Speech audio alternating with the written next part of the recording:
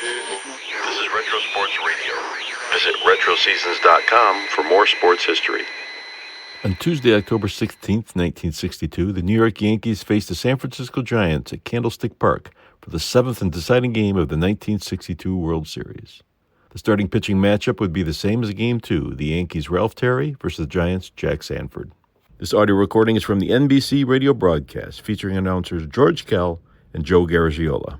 1962 World Series. This is Joe Garagiola along with George Kell welcoming you to the seventh game of the 1962 World Series. This is it. Forget the rest of the season. Forget the playoffs, the averages, what you did in this ballpark, that ballpark. It's all wrapped up today. And it'll be Ralph Terry for the Yankees and Jack Sanford for the San Francisco Giants. Sky is high here. There's not a cloud in the sky. And it's blowing from left field to right field. And they will be shading towards the right field line. Now, this broadcast is authorized under broadcasting rights granted by the Commissioner of Baseball solely for the entertainment of our listening audience. And any publication, rebroadcast, or other use of the descriptions and accounts of this game without the express consent of the Commissioner is prohibited. The grass has been cut in the outfield. Yesterday, it was not cut in the outfield. It was still a bit damp. The ground crew couldn't get out there, but they were able to work on it. And this ground crew, you certainly have to tip your hats to them. They have really been putting in the extra hours, extra work, and extra detail to get this field in the great shape that it is. The outfield grass is cut, and that was another thing that the outfielders were concerned about. Just how would that ball react once it scooted off that grass? It's a little bit faster than it was yesterday, but not that much is the way the ball players were saying it. The thing that is bothering the outfielders more than anything is the wind. The lineups for this big seventh game of the World Series. For the Yankees, it's the same lineup that Ralph Houck has been using throughout the series. Kubek leads off at shortstop. Batting second, it's the second baseman, Bobby Richardson. Batting third, it's the left fielder, Tom Tresh. Tresh in left field. Batting fourth, it's the center fielder, Mickey Mantle. Mantle in center field. Batting fifth, the right fielder, Roger Maris. Maris in right field. Batting sixth, the catcher, Elston Howard. Howard the catcher. Batting seventh, it's Moose Skowron, the first baseman. Skowron at first base. Batting eighth, it's the third baseman, Cletus Boyer. Boyer at third base. And batting ninth, it's the pitcher, Ralph Terry. For the San Francisco Giants, leading off, it's Philippe Alou, A-L-O-U, Philippe Alou in right field. Batting second, the second baseman, Chuck Hiller. Hiller, the second baseman. Batting third, the center fielder, Willie Mays. Mays in center field. Batting fourth, the left fielder, McCovey. Willie McCovey in left field. Batting fifth, the first baseman, Orlando Cepeda. Cepeda at first base. Batting sixth, it's the catcher, Haller. Tom Haller, the catcher. Batting seventh, the third baseman, Jim Davenport. Davenport at third base. Batting eighth, it's the shortstop, Jose Pagan. Pagan, the shortstop. And batting ninth, it's the pitcher, Jack Sanford. Sanford against Ralph Terry. Both ball clubs certainly keyed up for this ball game. That has to be the understatement of the year. How do you get up, or get up any more for a ball game than these ball clubs have for this one? The Giants, they've been counted out 900 times during the regular season. They kept coming back, coming back. This whole series has been one of really alternating victories. That's the way it's been. The Yankees won the first game by the score of 6-2. Giants came back to win the second one, 2-0. The Yankees won the third game, 3-2. Giants won the fourth game, 7-3. Yankees won the fifth game, 5-3. And yesterday, the Giants won it behind Billy Pierce, 5-2. And today, this is it. One whole year wrapped up in one ball game. The umpires just making their way out, coming down that first base line. Manager Ralph Houck of the New York Yankees comes out of the dugout from the third base side, ready to hand in the lineup card. And Whitey Lockman, a coach for manager Alvin Dark, hands in the Giant lineup to Big Stan Landis, who'll be the plate umpire. So the stage is set. Sanford against Terry. Jack Sanford on the mound does a little of the work that the groundskeeper's been doing for a couple days. He digs a favorite spot on the pitching slab. Pitchers like to do it. Hitters like to do it in the batter's box to find that comfortable spot. And George Carroll, I can't imagine that until you get that first ground ball or get hit by that first foul tip, it's going to be a little tough to get comfortable for a game like this because those butterflies certainly have to be flying around. There's no doubt about it, Joe. I was down on the field before the ball game, as you were, and the ball players seem to be a relaxed group of athletes, but they cannot be that relaxed here today in this all-important seventh ball game. As you said a moment ago, the entire season is wrapped up into one ball game here today. A lot of these fellas have been through it before, some of them going through it for the first time, but the tension has got to be the same for everybody. This is it, and they all feel it. And I think this feeling even prevails through this tremendous crowd here today, as the Giants, taking the field just a moment ago, they let out a tremendous roar, of course, for the hometown team, but they feel the tension right here in the stands. Tony Kubek stepping in to lead off for the Yankees here in the first inning. Sanford gets ready, and here's the first pitch of the ball game. He tries to bunt, and he missed it. One strike to Kubek. Tony has a .280 batting average. He's been to the plate 25 times, and he has 7 hits. Tony has no home runs. He's batted in 1 run. This will be the third meeting in this series between Sanford and Terry. They've won 1 game each. Sanford won here in Candlestick, and Ralph back in New York. The pitch to Kubek. Outside, a fastball off the corner. 1 ball, 1 strike. In the first 2 ball games that Sanford pitched, he was behind the batters a lot, but he didn't walk many, coming in with a 2-0 pitch, most of the time with good pitches. Here's the pitch. Outside, another fastball that missed the corner. Ball 2 and strike 1. It'll be Kubek, Richardson, and Tommy Tresh for the Yankees here in the first inning. The 7th game of the 1962 World Series. Sanford ready. The 2-1 pitch. Here's a fly ball hit to center field. Willie Mays moving in. He's there, and he makes the catch. Tony Kubek out on a fly to center. That'll bring up the second baseman, Bobby Richardson. Bobby's a right-handed batter. He has a .160 batting average.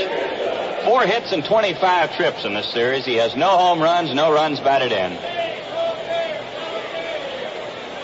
Giants play him straight away and not too deep. Everybody's going to play shallow in left field today. Here's the pitch to Bobby. Ball, it's inside, a curveball. Missed the corner. 1 ball and no strikes. Willie McCovey is in left field for the Giants. Mays in center, and Philippe Alou playing in right field today. Sanford into the windup. Here's the 1-0 pitch. Curve down low. Got this one over the plate, but too low. Ball 2 and no strikes. Sanford didn't like the call on it too much. Stopped and looked in to Stan Lambus. Just on the first 2 hitters, George, we might be able to get a pattern. He threw nothing but fastballs to Kubek, nothing but curves to Richardson. Here's the pitch. It's down low, a fastball low and in. 3-0 to Bobby. Tommy Tresh, the left fielder, is waiting in the on-deck circle. Yankees batting in the first inning with 1 out and no one on. A ball 3 and a no-strike count. Sanford taking a little time, gets ready. Here's the pitch. Down low, he walked him. Bobby Richardson draws a walk. We'll put a runner at first base with 1 out. And the batter will be Tom Tresh, the left fielder. Tommy's batting average posted at .333 for this series. 8 hits and 24 trips. Tommy has 1 home run and 4 runs batted in. A home run, a 3-run homer coming against Sanford at Yankee Stadium. Tresh is a switch batter. He's batting left-handed against Sanford. Here's the pitch. Strike. He got a fastball over the outside corner. Davenport is playing in close at third. Jimmy's about even with the bag. Cepeda holds against the runner at first. And both Pagan and Hiller have moved in a couple of steps. They are cheating on the double play. Here's the 1-strike pitch. Outside. This one just off the corner. Sanford is aiming everything for the outside part of the plate to these left-handed batters. 1 ball and 1 strike. He's got a couple spots that'll help him out if he can get him to hit that ball into left field, because left center field is going to be a real tough job to hit one out of here the way that wind is blowing. Sanford checks his runner. Here's the 1-1 pitch. He swings and hits a pop fly behind third. Davenport is chasing it. He's over near the stands, and he makes the catch. Sanford making a fine play as he stayed with that high pop fly, caught it, and crashed into the barrier. There's 2 down, and the batter will be Mickey Mantle. George, remember in that ball game over here, the second one, Tom Haller made some fine catches and some foul balls that stay in play. Anything that's hit towards the third base line, you better chase it because it'll blow back in play. Mantle with an .091 batting average. He's been to the plate 22 times. He has 2 hits. Mickey has no home runs in this series, no runs batted in. He's batting left-handed against Sanford. Here's a quick throw to first. Richardson back in time. Bobby at first base with 2 outs here in the first inning. There's no score. Sanford gets set. The pitch to Mantle. Ball, it's down low. 1 ball and no strikes. Some of the riders were kidding Houck on the bench before the ball game about using the same lineup every day. Ralph said, one thing I found out early in my managing career is go with the best you have every day. Don't shuffle the lineup around. Just put the best you've got in there and play them.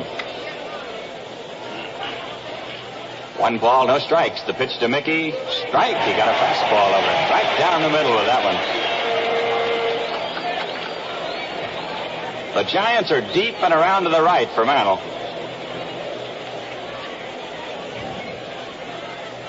A bright, sunshiny afternoon. A strong breeze blowing in from left field. As we said before, the wind normally quiet here until about 3 o'clock, but today it started moving in about 10 o'clock this morning. Here's the pitch to Mickey. He swings and hits a high fly ball to left field. Willie McCovey is waiting on it. Still waiting. He's got it. Mickey Mantle out on a high fly to left field. No runs, no hits, no errors, 1 man left. And the score at the end of the first half, the first inning, the Yankees nothing with the Giants coming to bat. We'll be back with more exciting action from the 7th game of the 1962 World Series after this. Excuse me, sir, but what's that you're raising up there? That's the prime rate. Going up today. Oh, I see. Some days it goes up, some days it goes down. And what exactly does the prime rate do? Now, mostly it scares people silly. Little higher. If the bank prime rate is scaring you out of a new car, ask your GM dealer about GMAC. GMAC has financing right now at rates that make sense. So get that new Chevy, Pontiac, Olds, Buick, Cadillac, or GMC truck you want with help from GMAC, the financing people from General Motors. Your lawn could die of thirst this summer if it has to depend on the weather to get the water it needs. So be sure you've got quality hoses you can depend on from True Value hardware stores. Hi, Pat Summerall to tell you True Value nylon reinforced vinyl hoses are designed to stand up to the heat and remain flexible in cold weather.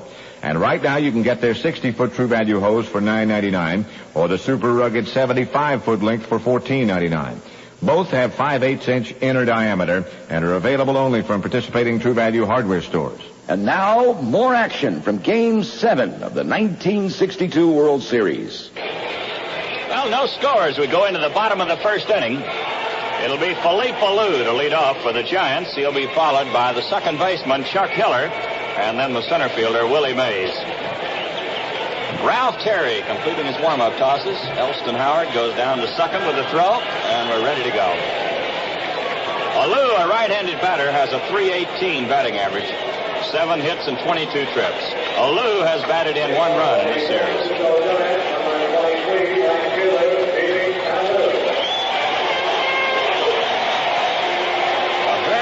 Large and enthusiastic crowd on hand here today, and needless to say, Giant rooters here. Ralph Terry gets ready. The pitch to Alou. He swings and pops it up behind the plate. Here's Howard coming back. It's going to be out of play. This one back in the crowd. 1 strike to Alou. Terry won 23 ball games and lost 12 during the regular season. As we said previously, he's won 1 and lost 1 in this World Series. Alou taking a little time before he gets back in. Leap right down on the end of the bat. Terry into the windup. The pitch. He swings and hits a pop fly outside of first base. Skowron is over there waiting. He's got it. Moose was battling the high sky on that one. Philippe Alou fouls to the first baseman. We'll bring up the second baseman, Chuck Hiller. Chuck's a left-handed batter. He has a .318 batting average. 7 hits and 22 trips. Chuck has 1 home run in this series. That was a grand slam homer. He's batted in 5 runs. Chuck chokes the bat. Terry, a tall, slender right-hander. Checks his sign with Elston Howard. The pitch. Ball. It's outside.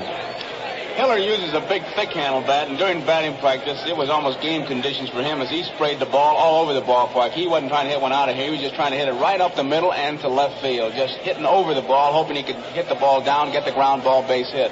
There's the 1-0 pitch. He swings and fouls it back. It's in the crowd. 1 ball, 1 strike.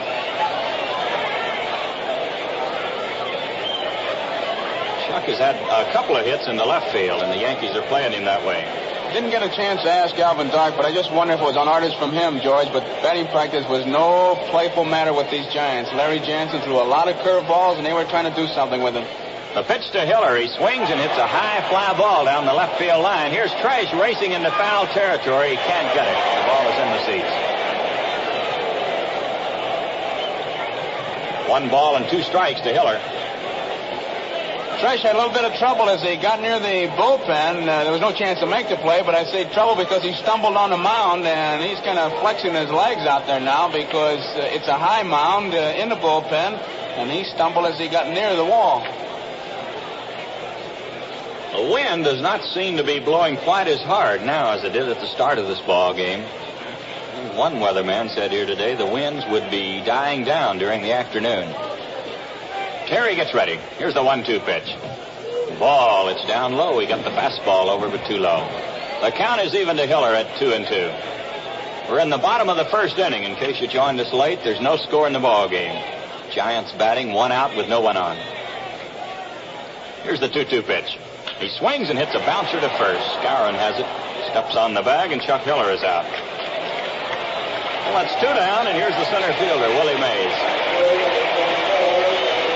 Round of applause greeting Willie as he steps in. Mays, a tremendous favorite here in San Francisco, and well, he should be. Willie's batting average in this series posted at .250. 6 hits and 24 trips. Terry delivers. Here's a fly ball hit the left field. Tommy Tresh moving in. He's got it. The side's retired. Willie Mays sending a fly ball to Tresh in left field. No runs, no hits, no errors, no one left. And the score at the end of 1 full inning of play, the Giants nothing, the Yankees nothing. Game 7 of the World Series of 1962 continues after this. Now playing on New York's radio station, the New York Yankees. We've got all the pinstripes, and they're back on the field and back on the air. Follow Winfield, Pinella, Nettles, Mercer, Dent. This is where New York follows its baseball team. That's right, the Yanks are back, and this is the place you can hear them. 77 WABC. Channel 2 Newsbreakers. This is Jim Jensen, Channel 2 News. Roseanne Coletti, Channel 2 News. John Buchan, Channel 2 News. Monsi's Channel 2 News. I'm Carol Martin, Channel 2 News. I'm John Stossel from Channel 2. I think you're fixing milk prices. I wanted to talk to someone. Channel 2 Newsbreakers. Helping people. I saved my wife's life. Believe me, this is something important. Informing people. Channel 2's Arnold Diaz has been tracking the ongoing look at fire safety. And all over the city, clubs are blatantly disobeying the fire code. Channel 2 Newsbreakers. Earl Bell, Channel 2 News. Rick Miles for Channel 2 News. J.J. Gonzalez, Channel 2 News. Coming up, Herb Jakowski on When the Coal Snap. Hello, I'm Dennis Cunningham, and I just saw this sort of blockbuster of a movie. As far as the argument is, well, you have to play on a warm weather site. Baloney. All right, let's go to the video. Channel 2 Newsbreakers. Helping people, informing people, relating directly to the well-being of the people watching. Channel 2 News. Hello there, you. This is Johnny Donovan. I'll try to stump you with some tough trivia questions tomorrow afternoon on New York's radio station. WABC, New York. I'm Mel Allen, and you're listening to baseball's greatest hits on 77 WABC, New York's radio station.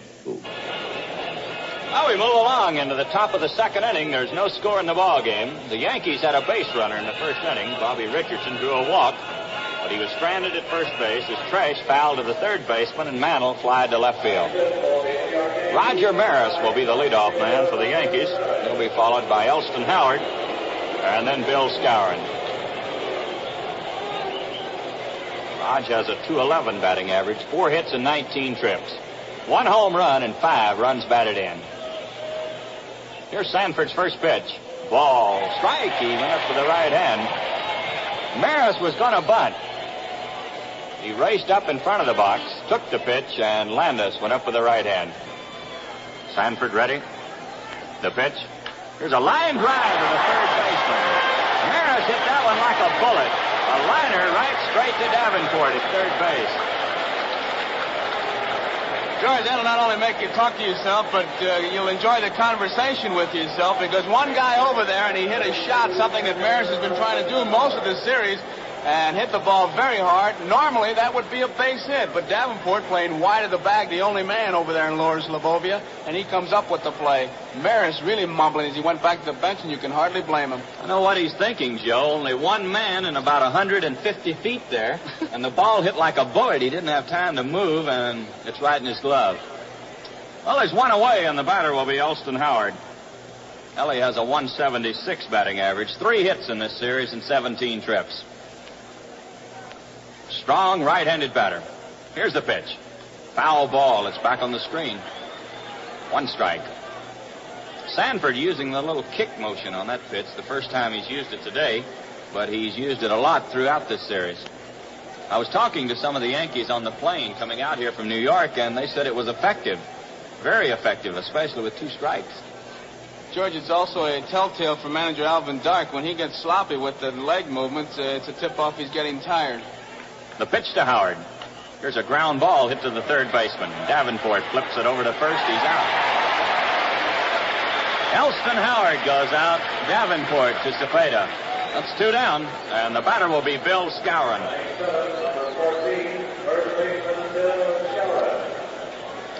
Bill has a .214 batting average. He has 3 hits and 14 trips. 1 run batted in. Bill right down on the end of the bat. Sanford gets ready. Here's the first pitch. Ball, it's inside. 1 ball and no strikes. To give you an idea how hard the wind is blowing in from left field, Skowron unloaded one in batting practice that looked like it was going into the bay, and it hit the top of the fence and bounded back. The 1-0 pitch. A swing and a foul tip. This one falling right at the plate. 1 ball, 1 strike.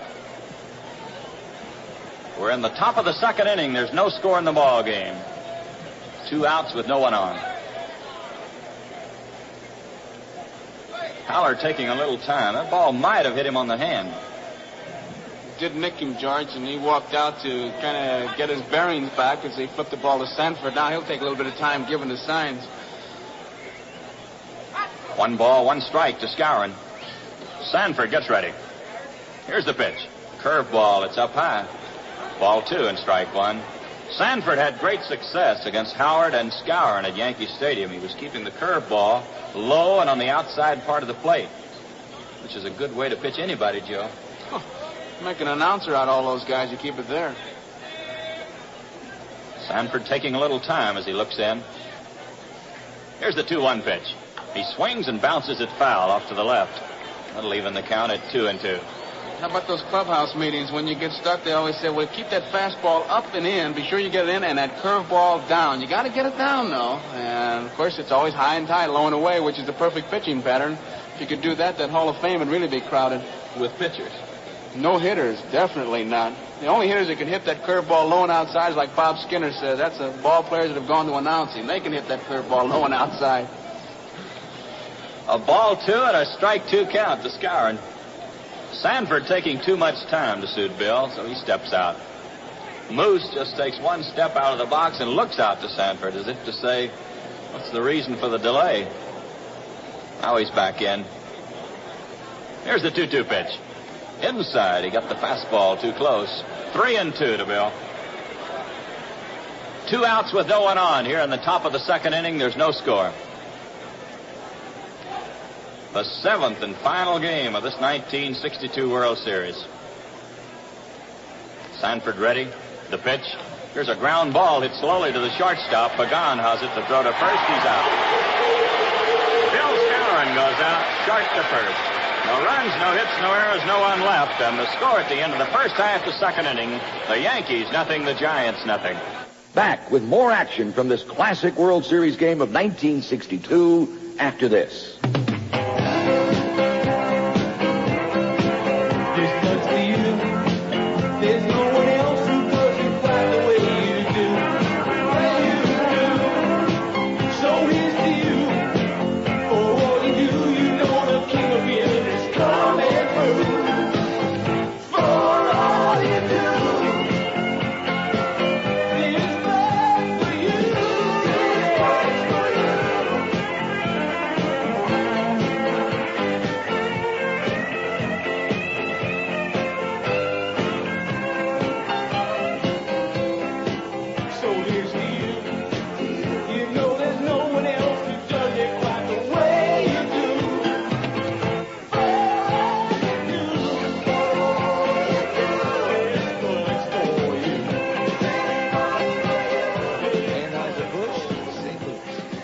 I'm Mel Allen, and you're listening to baseball's greatest hits on 77 WABC, New York's radio station.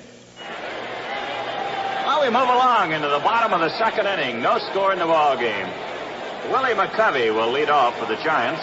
He'll be followed by Orlando Cepeda, and then the catcher, Tom Haller. It's Sanford against Terry here today in the seventh game. These pitchers meeting for the third time in this World Series. They each have a win. McCovey, a big left-handed batter, has a 182 batting average. Willie has 2 hits in the series and 11 trips. He has 1 home run and 1 run batted in. The homer coming against Terry here at Candlestick Park. The Yankees move deep and far to the right for McCovey. Here's the first pitch. Ball outside. 1 ball and no strikes. Terry, of course, will be trying to keep everything away from Willie. He'll want to hit that outside corner. McCovey looking for something inside that he can pull down that right field line. Here's the 1-0 pitch. He swings and pops it up outside of first base. Here's Howard chasing it along with Skowron. Elston Howard is going to make the play on it. He does. A tough play for Howard as he was looking right up into the sun over near the Giant dugout, but he made the catch. So there's 1 away, and the batter will be Orlando Cepeda.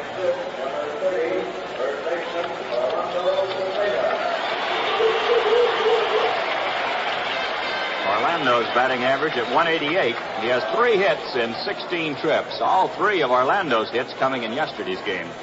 He has 2 runs batted in. Terry ready. The pitch. There's a ground ball hit down the third base line. It's foul. Boyer moving across the line. A 1-strike count. Orlando was having some fun in the clubhouse after the game, kidding with the newspaper man that how come they waited until yesterday to come around. He said, I've been with the club all World Series. Nobody come around. Of course, somebody just finally honestly gave the answer. He said, keep hitting and they'll be around. Don't hit and we'll see you. Here's the 1-strike pitch. Curve. It's in the dirt. Elston Howard goes down on both knees to block this one. 1 ball, 1 strike. The Yankees shade him a little bit to right center. Mickey Mantle just a little bit to the right of second base. Deep in the outfield. Here's the 1-1 pitch. Strike 2. He cut the corner with a good hard slider. 1 ball, 2 strikes. Cepeda hits very deep in the box. Terry ready. The 1-2 pitch. Curve down low. That'll even the count at 2-2. Bottom of the second inning. There's 1 out with no one on. There's no score in the ball game. Only 1 base runner so far in this game. Bobby Richardson drew a walk in the first inning. Terry looking in. Here's the 2-2 pitch. He swings and foul tips it right into the mid of Elston Howard. A strikeout for Ralph Terry. That's 2 down, and the batter will be the catcher, Tom Haller. Tom has a 364 batting average, 4 hits and 11 trips. He has 1 home run and 3 runs batted in. Tom's a tall left-handed batter.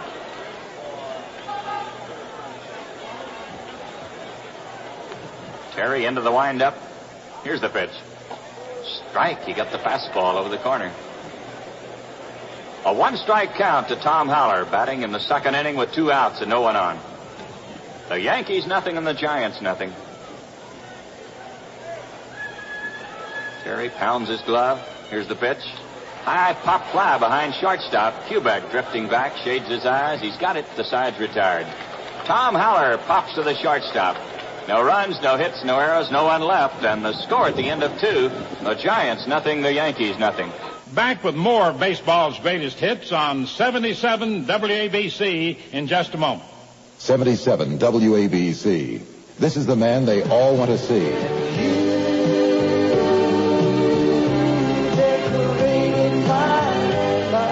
This is the man who sells out concert halls wherever he goes. This is the man who's now surpassed Elvis Presley in concert attendance. This is Kenny Rogers. Everyone considered him a coward of the coward. New York's radio station could be placing you in a seat at the Byrne Arena at the Meadowlands to see Kenny Rogers in concert on August 12th. Lady. Here's what you have to do. Ross and Wilson have the answers to Kenny Rogers trivia questions. Ron Lundy and Johnny Donovan will be asking the questions between 9 a.m. and 3 p.m. the same day. You don't have to get the answers from Ross and Wilson, but it sure couldn't hurt in helping you pick up a pair of tickets to see Kenny Rogers in concert.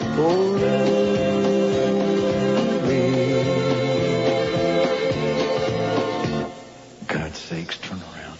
We'll be choosing correct callers at random, and the tickets are furnished by Monarch Entertainment.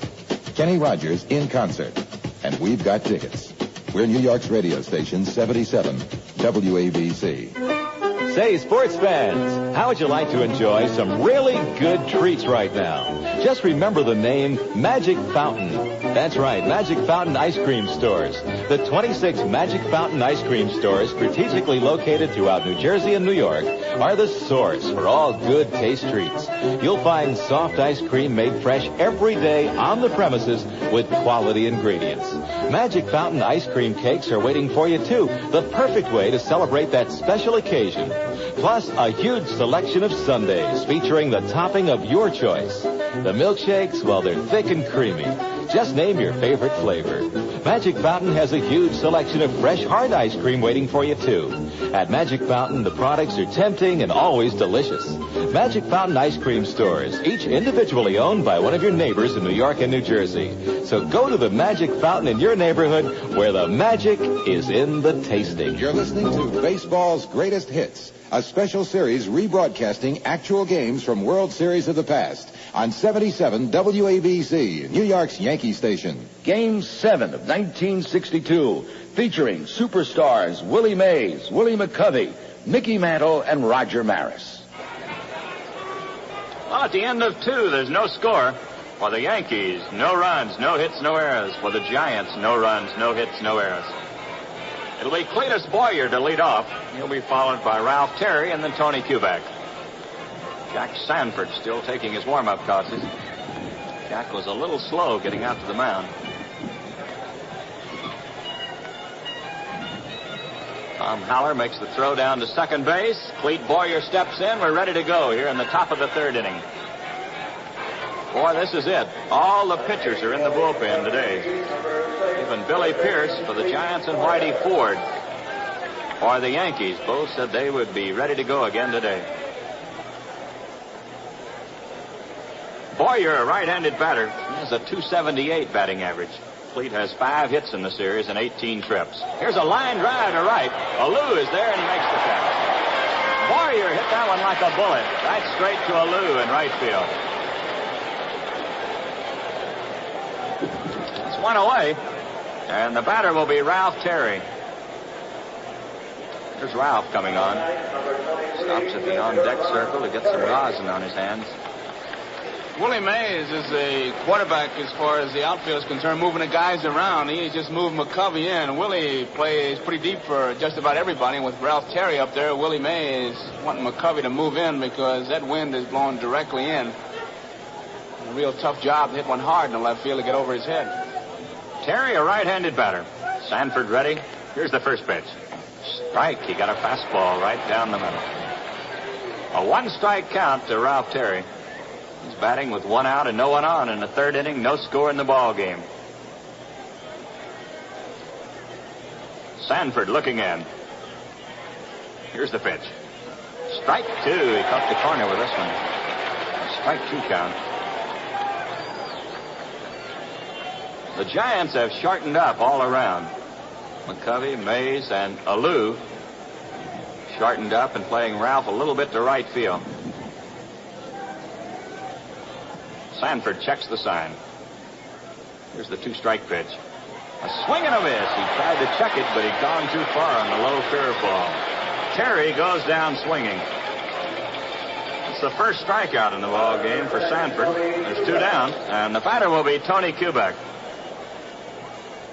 Tony sent a fly ball to Willie Mays his first time at bat.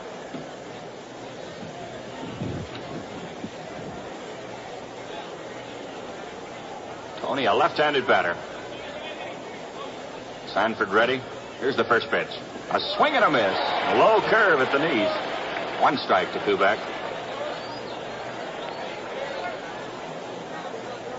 The umpires today, Stan Landis is behind the plate, Jim Honachik at first base, Al Barlick at second base, Charlie Berry at third, Ken Burkhardt and Hank Soar down the lines. Here's a fastball outside. 1 ball and 1 strike to Kubek. Ken Burkhardt down the left field line and Hank Soar down the right field line.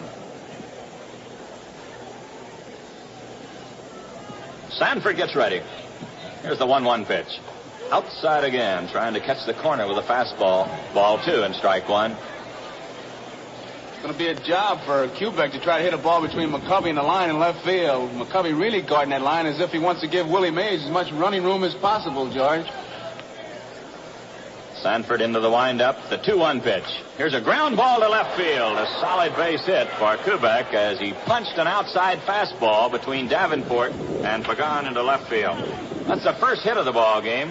Puts a runner at first base with 2 outs, and the batter will be Bobby Richardson. Bobby drew a walk his first time at bat. Sanford wanted a new baseball after Kubek punched that one to left field. Stan Landis makes the exchange. Well, we'll keep an eye on Kubek at first base. He might be running here with 2 outs. If he's thrown out, the Yankees would still have Bobby Richardson to lead off in the next inning. Here's the pitch. Ball, it's up high. Bobby was ready to bunt. Shortened up, took the high pitch. 1 ball and no strikes. Davenport has moved in close at third. Jimmy is playing about even with the bag right now. A scoreless ball game. We're in the top of the 3rd inning. Sanford gets set. Here's the 1-0 pitch. Inside. Fastball in on the fist. Ball 2 and no strikes. Jack has been having trouble getting the ball over to Bobby Richardson. He walked him his first time at bat on a 3-1 pitch. Now he's behind with a ball 2 and a no strike count. Jack checks his runner at first base. Quick throw to first. Kubek back in time. Boyer opened this inning with a line drive to right. Terry struck out, and Kubek singled to left field. Here's the pitch. Strike. He got the fastball. Quick throw to first. Kubek back in time. Tony slipped. Haller made a wide throw. A good throw would have had him at first base as Kubek slipped, fell, trying to get back to first base, and then he had to crawl to the bag. But Haller's throw was wide, and Orlando Cepeda had no chance to put the tag on him. The tip-off for the other base runners because Kubek wasn't really going anywhere. He was just trying to get back to first base. The footing is not solid. Here's the pitch to Richardson.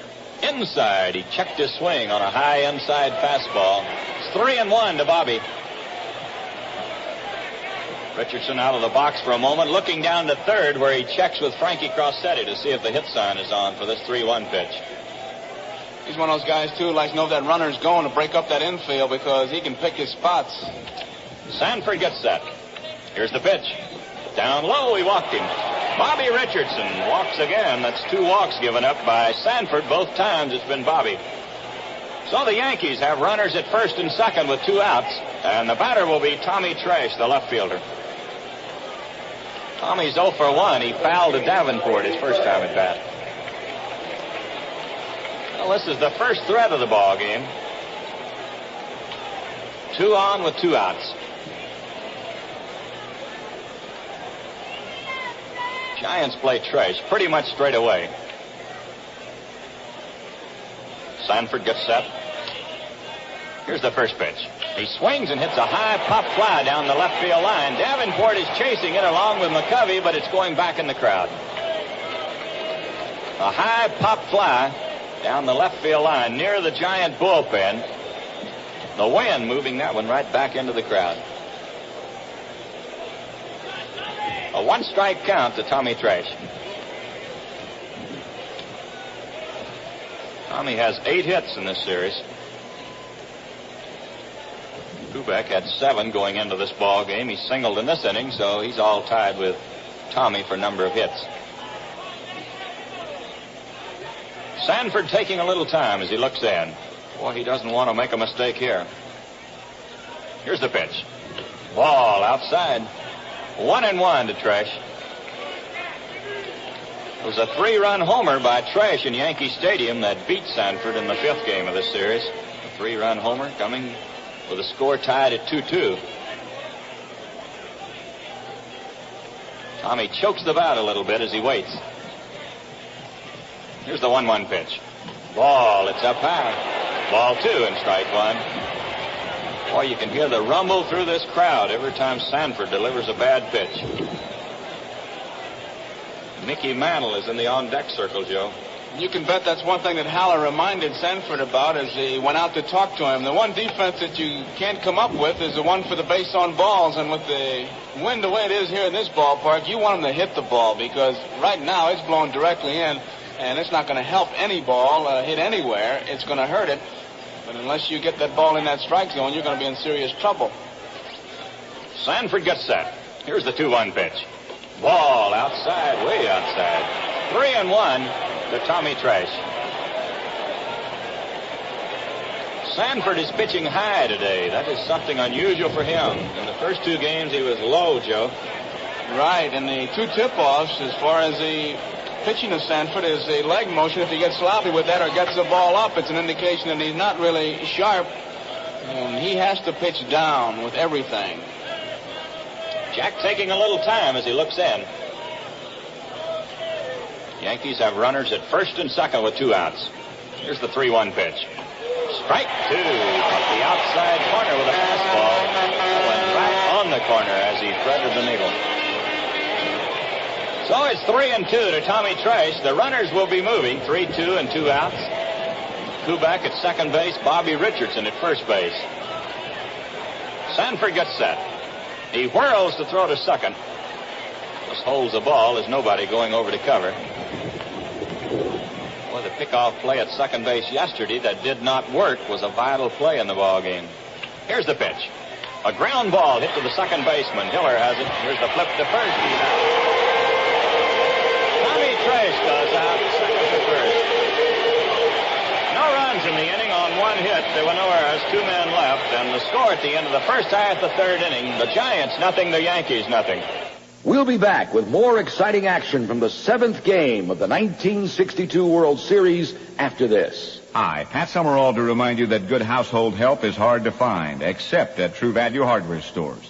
There you'll find a selection of quality-designed Rubbermaid products to provide helpful convenience all over the house. Use Rubbermaid stackable storage bins to organize kitchen utensils, or in the family room to store small toys and sewing notions. Rubbermaid shower accessories will help keep bathrooms looking neat. Plus, you'll find durable Rubbermaid pitchers, waste baskets, and more at participating True Value hardware stores and home centers.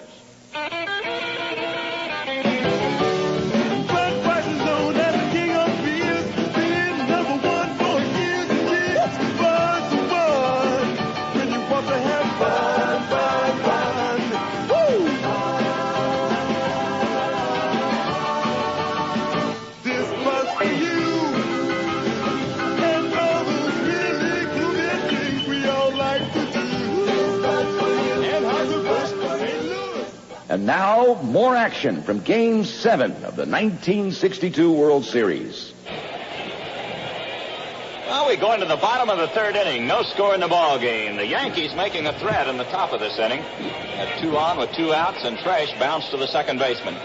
George, that was a pretty good indication of what manager Dark has been saying about Sanford all year, that he just won't give in to that hitter. When he got the 3-2, it was a breaking ball that Tresh hit. And even though Mickey Mantle was on deck, the big home run hitter, Sanford was not going to give in to Tresh and match him with the fastball. He went to the breaking ball, and Tommy was a bit out in front of it, hit a nice ground ball to Hiller, and Sanford was out of it. Dark has said it so many times that Sanford will not give in to the hitter, and that's been the difference in just being a good and a great pitcher. Here's Jimmy Davenport to lead off for the Giants in the bottom of the third inning. Ralph Terry delivers. Strike. He got the fastball over. A 1-strike count. Davenport's batting average, 158. He has 3 hits and 19 trips. Jimmy has 1 run batted in. Boy, he's made some great plays at third base throughout this series. Here's a foul ball. It'll be out of play. This one coming back into the upper deck. A strike 2 count. Jimmy made 1 good play today. Might have been in self-defense as Roger Maris slammed a bullet at him at third base. He got the glove up in time. Terry ready. The pitch. Foul ball. He checked his swing. Ball hit his bat, sailed over the Giant dugout back into the lower deck. Still strike 2. We're in the bottom of the third inning. There's no score in the ball game. Jimmy Davenport, the leadoff man for the Giants. Terry into the windup. Here's the pitch. In tight. He pushed him back. 1 ball, 2 strikes. Terry has thrown mostly fastballs today. He will throw a lot of slow curves before the afternoon is over. Here's the 1-2 pitch. Fastball hit on the ground, foul. Still a ball and 2 strikes. Joe, I'd think the wind might affect the pitching some way. I think pitchers like to throw the curves into the wind, don't they? When it's blowing the way it is, George, they get that big break, and they don't have good control of it. I know Terry, we mentioned it, he came out mighty early to warm up. Here's the 1-2 pitch. Here's the curve. It's up high. 2-2 to Davenport. It's not that good quick breaker, that dive bomber type curveball. You can still control that pretty well, but that big lollipop, that big roundhouse curveball, that's the one that's a little bit of a problem on a day like today. Terry gets ready. Here's the 2-2 pitch. High fly ball hit down the right field line. Richardson chasing it along with Maris. The wind is taking it away from Bobby, and he can't make a play on it. Bobby was having all kinds of trouble, not only with the wind, but with a high sky and the sun here, and he chased it over near the stands, and he finally overran the ball. It fell behind him. See Bobby take a look, too, at just how close he was to those stands. It's a tough thing to get familiar with it because unless you're at the warning track, which is some 8 or 9 feet from the stands, and you can feel that gravel under your feet, you're really not sure where you are. And there's a lot of room to roam here, and I tell you, you start to run a few feet, you can get lost, and Bobby had all kinds of problems on that one. Here's the 2-2 pitch. A swing and a foul tip. This one pops out of the mitt of Howard coming behind the plate. Still 2-2. Jimmy Davenport, the leadoff man for the Giants in the bottom of the third inning. Well, you can hear the rhythmic applause of the Giant fans as they want Davenport to get something going here in the third inning. Ralph Terry delivers another foul ball. This will be out of play.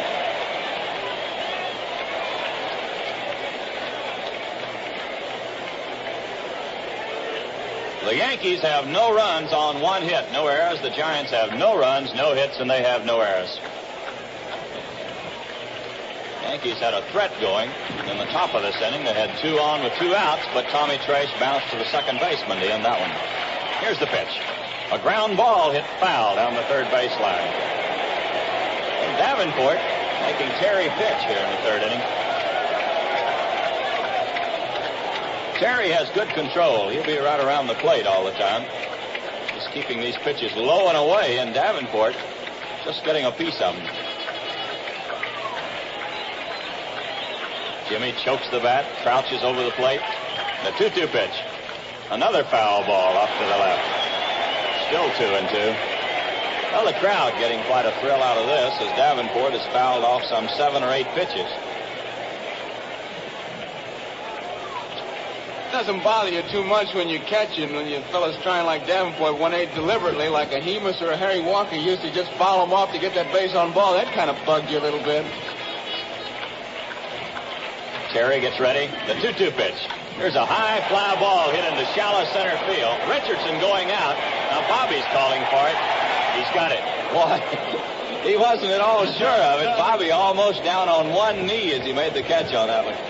Mantle was just a bit disgusted because Mickey thought he was going to catch that ball, and that flag just blown directly in and flew right to Bobby Richardson. Ball players constantly checking with the flag because it could be a very embarrassing situation. I still think this wind, Joe, is going to be a big factor in this ball game before it's over. It seemed to die down for a moment, but right now it is really whipping the flags in center field. Here's Jose Pagan, the shortstop. Terry delivers a curve. He bounces it to third. Boyer has it to throw to first. He's out. Pagan goes out on the first pitch. Third to first. Well, that's 2 down. It'll bring up the pitcher, Jack Sanford. There's a big round of applause for Sanford as he comes on. Boy, Jack has been quite a pitcher in this World Series. Won the first game 2-0. He was tied 2-2 in the second game he pitched going into the 8th inning. 2 singles and a home run. And the Yankees won that one 5-3. Ralph Terry delivers. Strike. He got the curveball over. A 1-strike count. They'll treat this Sanford with a lot of respect. He's a pretty good hitter. He swings that bat. Jack choking the bat as he waits on Terry. The pitch. Strike 2. Fastball over the outside part of the plate. A 2-strike count. We're in the bottom of the 3rd inning. There's 2 outs with no one on. There's no score in the game. The Giants and the Yankees in the 7th game of the 62 World Series. Terry gets ready. Here's the 2-strike pitch. Fly ball hit into center field. Mickey Mantle is waiting on this one. He's got it. The side's retired. Jack Sanford flying to Mantle in center field. No runs, no hits, no errors, no one left. And the score at the end of 3, the Giants nothing, the Yankees nothing. Game 7 of the World Series of 1962 continues after this. 77 WABC, relied your style. An afternoon in Central Park, Manhattan skyline after dark. A visit to the Statue of Liberty, Fifth Avenue and Wall Street. The highways where we all meet, as much a part of New York as WABC. The crowded subway stations, the United Nations, the nightlife that can set your spirit free. JFK and Newark, the railroads when they do work, as much a part of New York as WABC. 77 WABC. Delicious bubble gum. The ultimate bubble has the ultimate flavor. Said an airline pilot named Evans, I'm tired of those 707s, so without any trouble, he blew the ultimate bubble. And now Evans orbits the heavens. Soft and juicy. The juiciest orange, wildest strawberry, boldest banana. The ultimate bubble has the ultimate flavors. Tastes so real, they'll blow you away. Delicious. Mind if I look over your shoulder? That's the only book they have in the pyramid. Shh, this is a library. Gee, your hair smells terrific. What did you say? Gee, your hair smells terrific. Oh, I got your message. And so did the librarian. When you use G, your hair smells terrific. Shampoo.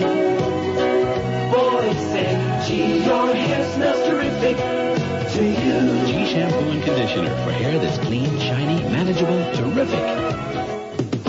You're listening to baseball's greatest hits, World Series games of the past on New York's Yankee Station. WABC, New York.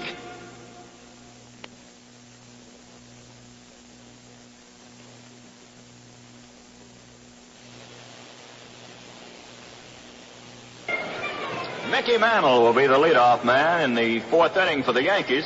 He'll be followed by Roger Maris and then Elston Howard. Mickey flied to left field his first time at bat. That was back in the 1st inning. Mickey, a switch hitter batting left-handed against the right-hander Jack Sanford. Only one hit in this game so far. That was a single to left field by Tony Kubek. Sanford gets ready, and here's the pitch to Mantle. Ball, it's up high. 1 ball and no strikes.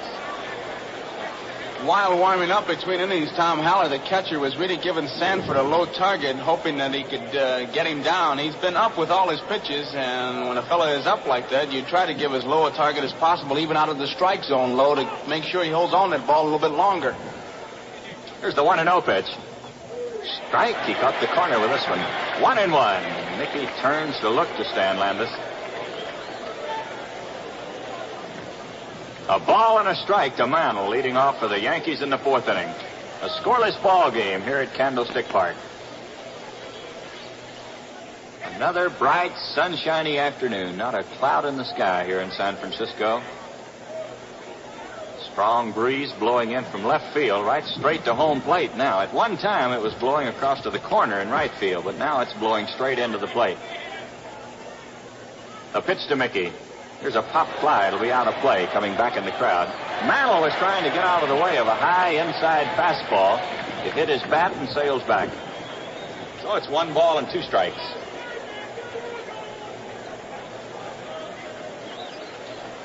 Roger Maris is waiting in the on-deck circle.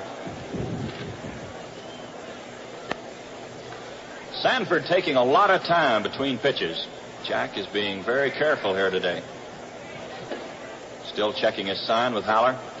Here's the 1-2 pitch. A swing and a miss. He struck him out. Mickey Mantle going for a low curveball, strikes out. 1 away, and the batter will be Roger Maris. Rod sent a vicious line drive straight to Davenport, his first time at bat.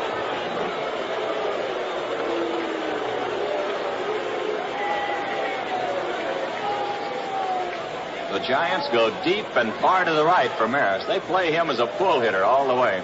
3 infielders on the right side. Sanford delivers outside.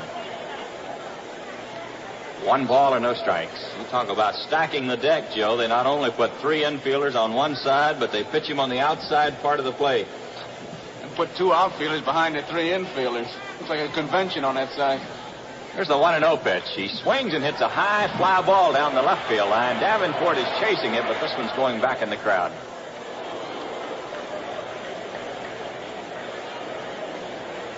Well, some spectator, Joe, I think, got hit with that one on the head trying to make a play. He probably found out how tough it is for these fielders today.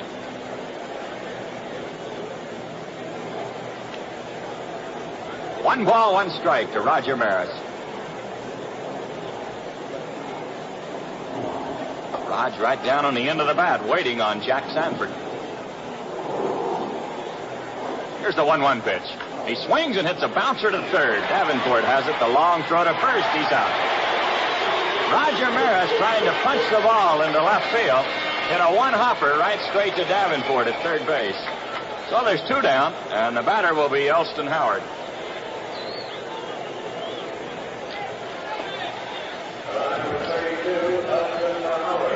Howard is 0 for 1. He bounced to the third baseman his first time at bat. We're in the top of the 4th inning. There's 2 outs with no one on. There's no score in the ball game. Here's the pitch. Strike. He got a fastball over. 1 strike to Elston Howard.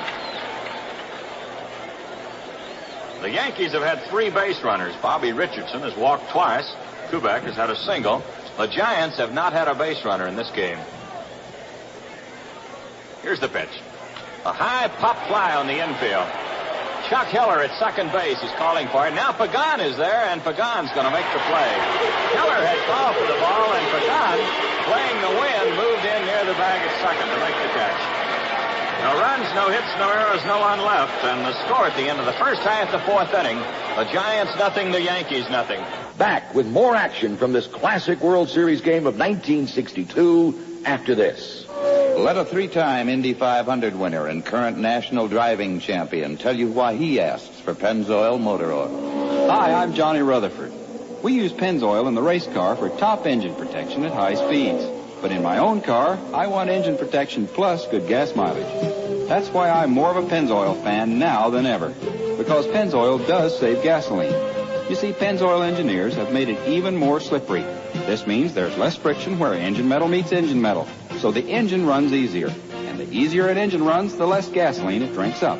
Johnny Rutherford knows. Gas-saving Pennzoil. There's quality in every extra mile. Available in 10W30 and 10W40. America has asked for Pennzoil since America learned to drive.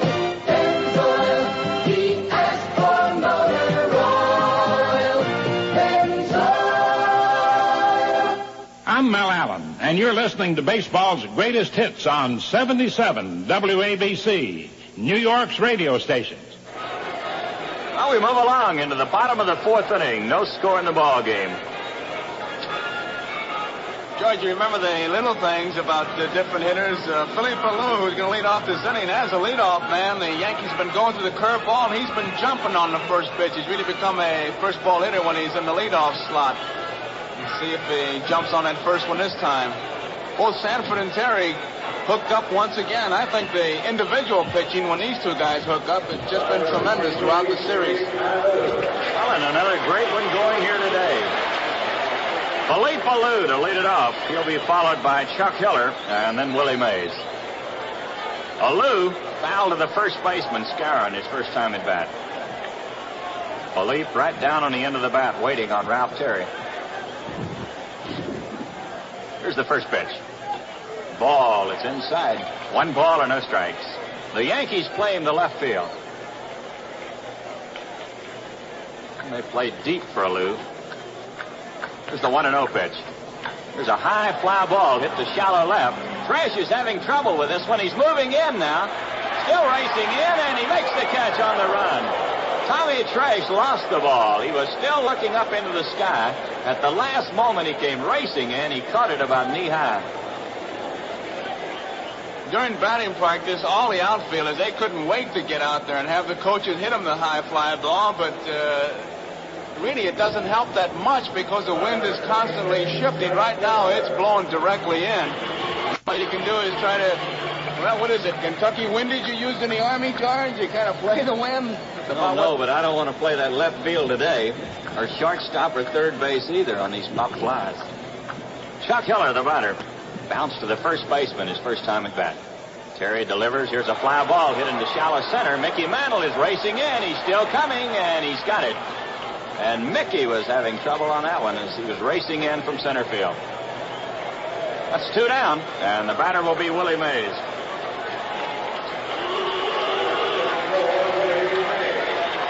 Willie's 0 for 1 in this game. He sent a fly ball to Tresh in left field his first time.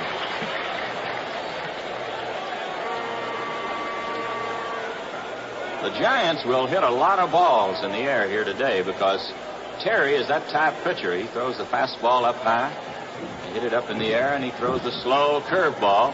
They have a tendency to get under it and loft it into the air. Here's the pitch to Willie. Fastball, it's in there. 1 strike. Mays the batter in the bottom of the fourth inning with 2 outs and no one on, no score in the game. Here's the 1-strike pitch. High fly ball hit into right center field. Mickey Mantle moving over. This ball is carrying in. Now Mickey's having trouble. He makes a one-handed catch at the last moment. Mantle seemed to lose the ball. Maris came racing over to catch it. And Mickey made a one-handed catch. No runs, no hits, no errors, no one left. And the score at the end of 4, the Yankees nothing, the Giants nothing. Back with more of baseball's greatest hits on 77 WABC in just a moment. Hi, I'm Dan Ingram. We'll see you Monday from 3 to 7 on 77 WABC, New York's radio station. WABC.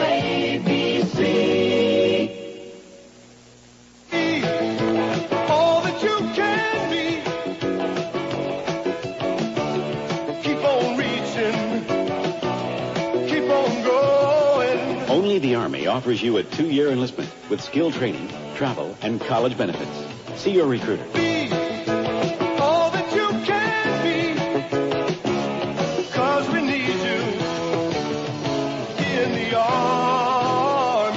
Paid for by the U.S. Army. Search presents The Encounter. The flight was at best uneventful. I took out my certs. Refreshing. I guess she was at baggage claim, but it wasn't till... Taxi? I think I was here first. Well, let's share the ride. I found myself face to face with the most beautiful girl in the world. Glad I had that Certs. Only Certs has a great taste, plus a glistening drop of resin, and a fresh, clean flavor to get your breath fresh enough to go face to face. Where are you going? Wherever you are. Certs, for breath that's face to face fresh. 77 WABC with baseball's greatest hits. Special rebroadcasts of actual World Series games of the past. Game 7 of 1962, featuring superstars Willie Mays, Willie McCovey, Mickey Mantle, and Roger Maris.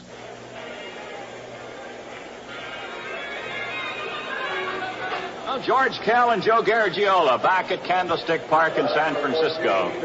A scoreless ball game as we go into the 5th inning. No runs on one hit for the Yankees. No runs, no hits for the Giants. Bill Skowron will lead off for New York. Bill bounced to the shortstop his first time. He swings and misses on a fastball. 1 strike. It'll be Skowron, Boyer, and Terry, the first 3 batters for New York. Sanford gets ready. Here's the 1 strike pitch. Inside, he got the curve low and in. 1 ball, 1 strike. The Yankees have had 3 base runners, 2 on walks, 1 on a single, and the Giants are looking for their first base runner. Here's the 1-1 pitch. In the dirt with a curve, scooped up by Tom Haller. It's a ball 2 and a strike 1 count. The Giants play Skowron deep and straight away. Bill hits to all field, mostly into right, center, and left center. He is not a pull hitter. And he does not hit a lot of balls down the right field line. Here's the pitch. He swings and bounces it foul through the coaching box at third base. Frankie Crossetti has to skip a little rope to get out of the way of this one. Crossetti coaching at third base, and Wally Moses, the coach at first base for the Yankees.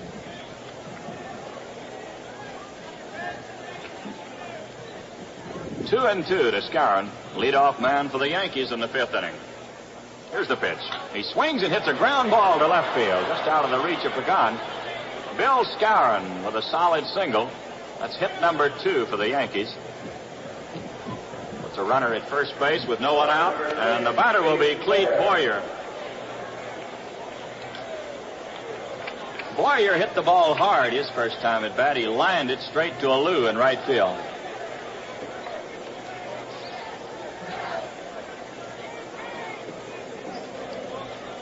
Clete, a right-handed batter, .278 batting average in the series.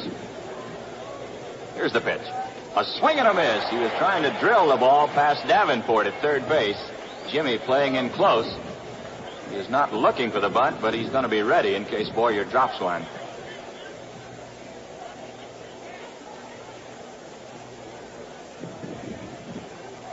Sanford looking in. Jack taking a lot of time between pitches. Checks his runner at first base. The pitch. Strike 2. He got the slider over the outside corner. A 2-strike count to Clete Boyer. Bill Skowron opened this inning with a ground ball single to left. He's at first base with no one out.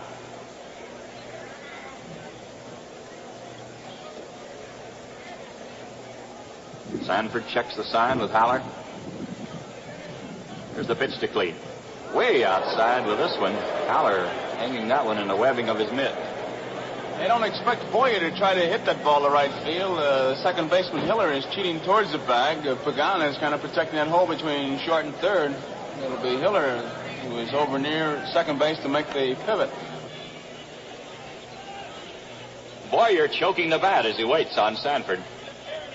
Here's the 1-2 pitch. He swings and hits a liner into left center. This may be up the middle. It is. Skowron on his way to third. Boyer's going to hold on with a single as Willie Mays grabbed that ball and fired it into second base.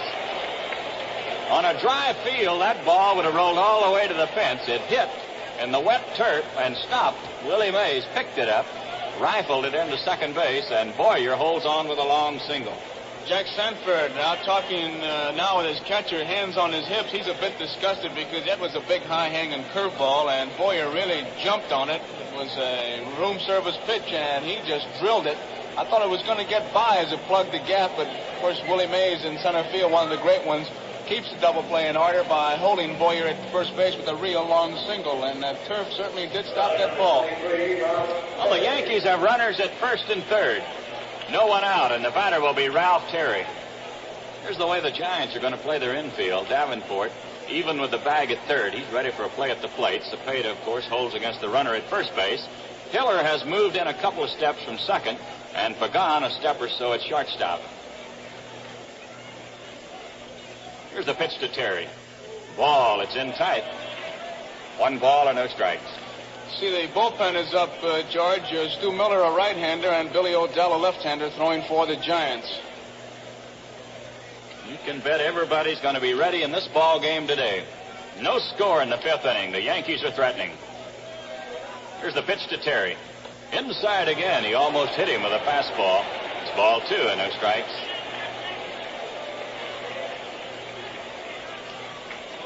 Bill Skowron opened this inning with a ground ball single to left. Clete Boyer followed with a long single in the left center. And the Yankees have runners at first and third with no one out. Sanford gets set. The pitch to Terry. Inside again. Another fastball that pushed him back. 3-0 to Terry. Sanford seems to be laboring a little right now. He was just aiming that pitch, Joe. That's exactly what he was doing. He was aiming it. His pattern has been to be wild high, and Haller, I'm sure, when a fellow has a pattern one way, like wild high, it's because he's standing straight up to throw it, and vice versa, if he's bouncing the ball, it's because he's bending too far and holding on too long. But on this particular wild sequence of Terry, he's just been aiming the ball, trying to throw strikes, and hasn't been able to do it. Here's a 3-0 pitch. Ball, it's down low. Terry draws a walk. That'll load the bases with no one out. And here's manager Al Dart on the run out to the mound. Well, Sanford seemed to be laboring as he was pitching to Terry, especially on the last 2 pitches. As Joe pointed out, he was just aiming the ball over the plate. Of course, he didn't get him over, so Terry draws a walk, and that's a big play for the Yankees. And the big danger point, the thing that Alvin Dark is trying to protect against, is that your pitcher letting up. You don't want him to let up to throw a strike. You want him to keep good stuff. And I'm sure if Alvin Dark is going to let him in, he hasn't made any decision, just standing out there talking while the bullpen is getting hot. Wes Westrom is up, and he has just given a sign to Dark that if he wants to make a move, they are ready, but Sanford will stay in. And about all a manager says when he comes out in a spot like that is that you've been a fine pitcher all year by throwing that ball hard. Just cut it loose, don't aim it, and throw strikes. Give the infielders and outfielders a chance to make a play for you. So the bases are loaded with no one out. And the batter will be Tony Kubek. Tony's had 1 hit and 2 trips. He flied to center field in the first inning, singled in the third. Sanford looking in to get the sign. Here's the pitch to Kubek. Ball outside. 1 ball and no strikes. All the Giants are playing about halfway on the infield with the exception of Davenport, who is in even with the bag. Jimmy is ready to make a play at the plate. Cepeda, Hiller, and Pagan could go either way. It will depend on how hard the ball is hit. If it's hit hard enough for the double play, more than likely they'll go in that direction. Otherwise, they'll be coming to the plate. Here's the 1-0 pitch. Ball way outside with this one. It's 2-0 to Kubek. Sanford having a little control problem. Georgia might just go a step further on the defense, and the outfield is in very shallow, and on the fly ball, with the way that wind is blowing, it might be a problem for Skowron to score. Of course, these Yankees are letting Sanford pitch, and he's falling behind. He's 2-0. Interesting to see what Houck is ordered right here. Sanford into the windup. The pitch. Strike. He got the fastball over. Kubek was taking all the way on it. Jack coming in with a fastball around the knees. It's a ball 2 and a strike 1 count. A scoreless ball game. We're in the 5th inning. The Yankees threatening. The bases loaded. No one out. Sanford ready. Here's the 2-1 pitch. A ground ball hit to the shortstop. They're going for 2 to second. 1 out. Back to first. A double play. Kubek hits the ball to Pagan, who flipped it over to Hiller, and back to Cepeda in time for the double play as Bill Skowron comes in to score, and the Yankees go out in front 1-0.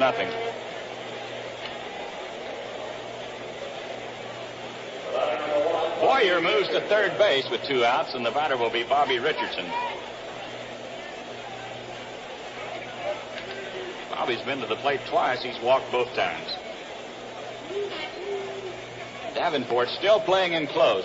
He'll be watching a bunt in this situation. Here's the pitch to Bobby. A swing and a foul. This one back to the screen. He's getting that ball up, and you can see him shake his head out on the mound. Sanford a bit disgusted because he's been getting that ball up in their eyes. And George, even I would take a whack at that high curveball because you just can't order a better pitch than that big, nice, high-hanging curveball. And when Richardson saw that one, he had a pretty good cut at it.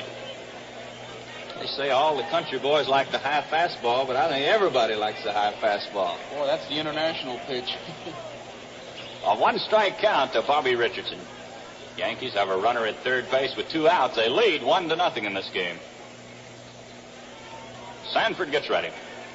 Here's the pitch. High pop fly on the infield. Cepeda at first base, moving into foul territory, is there. Richardson fouls to first. 1 run on 3 hits for the Yankees. No errors, 1 man left. And the score at the end of the first half of the 5th inning, the Yankees 1 and the Giants 0. We'll be back with more exciting action from the 7th game of the 1962 World Series after this. You know, Mr. Howell, this old car of yours takes more gas than anybody else's in town. No. Ever think of trading it in? With all that chrome, it ought to be worth a lot. Yeah, but look, who can buy a new car with the prime rate so high? If the bank prime rate is scaring you out of a new car or truck, ask your GM dealer about GMAC. GMAC has financing right now at rates that make sense. So get that new Chevy, Pontiac, Olds, Buick, Cadillac, or GMC truck you want with help from GMAC, the financing people from General Motors.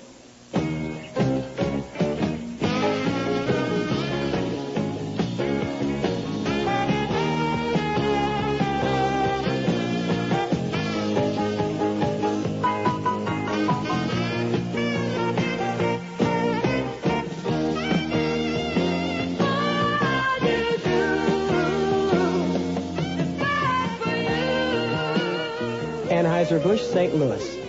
And now, more action from Game 7 of the 1962 World Series.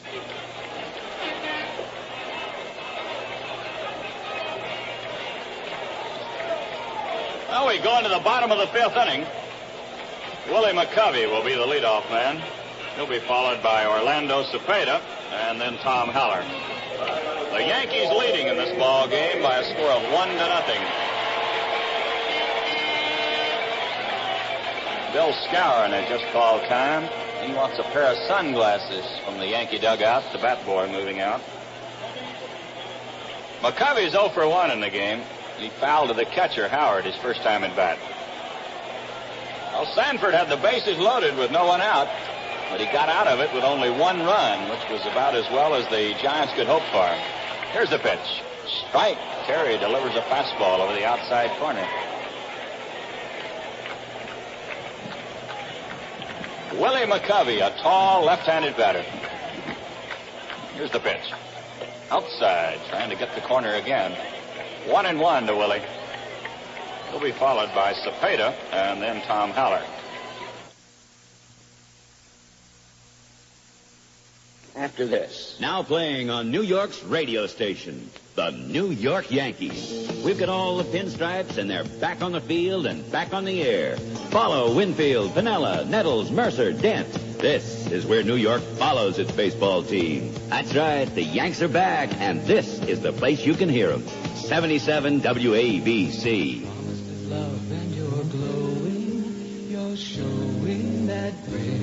He just gave you your keepsake diamond engagement ring, and everyone's staring at your hand, because a keepsake is special. With a keepsake, you can't make a mistake. You're gonna be so proud. You're gonna feel like you're walking on a cloud when you show them your keepsake diamond. You're gonna be so proud.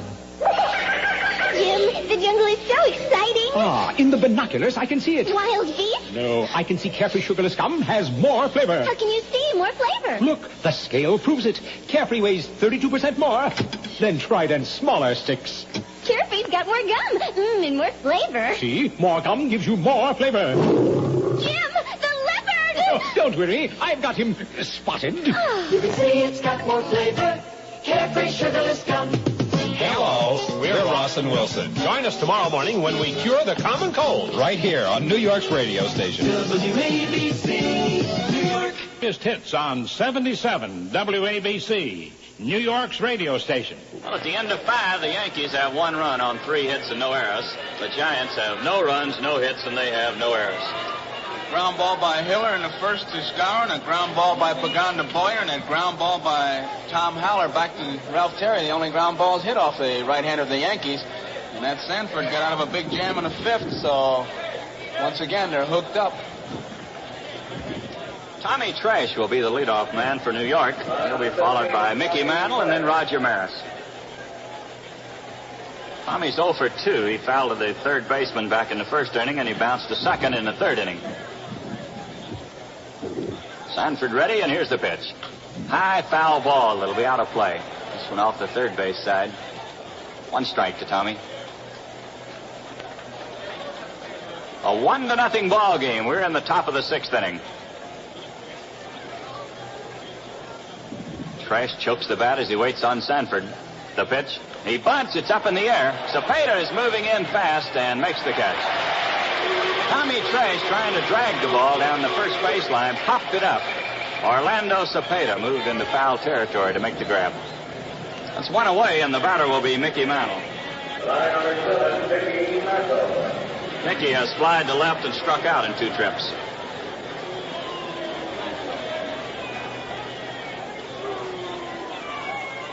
The Yankees won, the Giants nothing here in the 6th inning.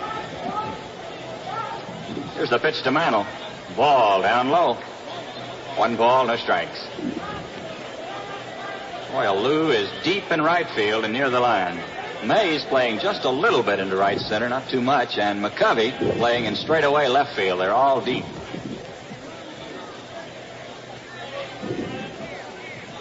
Sanford into the windup. The 1-0 pitch. Down low, another curve below the knees. Ball 2 and no strikes. The Yankees picked up a run in the 5th inning. That's been the only scoring in this game. Sanford gets ready. Here's the 2-0 pitch. Outside. This one off the corner. 3-0 to Mickey. Fellas hasn't been hitting and has the power of Mantle. You certainly have to be careful. He might turn him loose 3-0 to see if he can't pick up a quick run. Mickey's right down on the end of the bat waiting. Here's the pitch. Down low. He walked him. I believe he was going to swing at it. Mickey was ready, but the pitch was too low. So Mantle draws a walk. That's the 4th walk given up by Sanford. And the batter is Maris. George Don Larson gets up in the Giant bullpen now and starts to loosen up. So there is the 3rd pitcher in the bullpen used by manager Alvin Dark. He's had Odell, Stu Miller, and now Don Larson. Roger Maris has lined to the third baseman and bounced to the third baseman in 2 trips. Mantle at first base with 1 out here in the 6th inning. Sanford gets set. Makes a quick throw to first. He is out. Mantle is kicked off first base.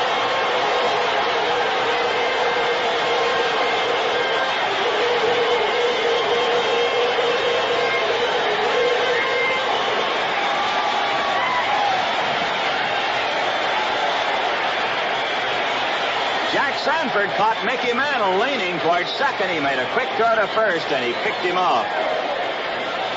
Well, there's 2 outs. Roger Maris, the batter. Here's the pitch. Strike. He got a fastball over it. This one around the knees. Boy, that play brought this crowd to its feet. Mantle taking a big lead. Obviously, he was going to move on the first pitch. Sanford caught him leaning, made a quick snap throw to first, and Cepeda put the tag on him. The pitch to Maris. Outside. 1 ball, 1 strike. Once again, the Giants are in the shift. They have 3 infielders on the right side.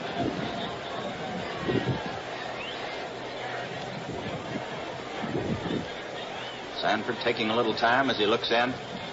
Here's the 1-1 pitch. Outside again, just off the corner with a good fastball. Ball 2 and strike 1. I would imagine in this spot that Maris will be going to right field. The first 2 times he was going to left, but batting now with 2 outs and no one on, he has but one thing in mind. That's to try to hit the ball out of the ballpark. Sanford ready. The 2-1 pitch. Here's a tap down the first baseline. Cepeda picks it up. The race to the bag. Orlando wins it. No runs, no hits, no errors, no one left. And the score at the end of the first half, the 6th inning. The Yankees won, the Giants nothing. Back with more of baseball's greatest hits on 77 WABC in just a moment.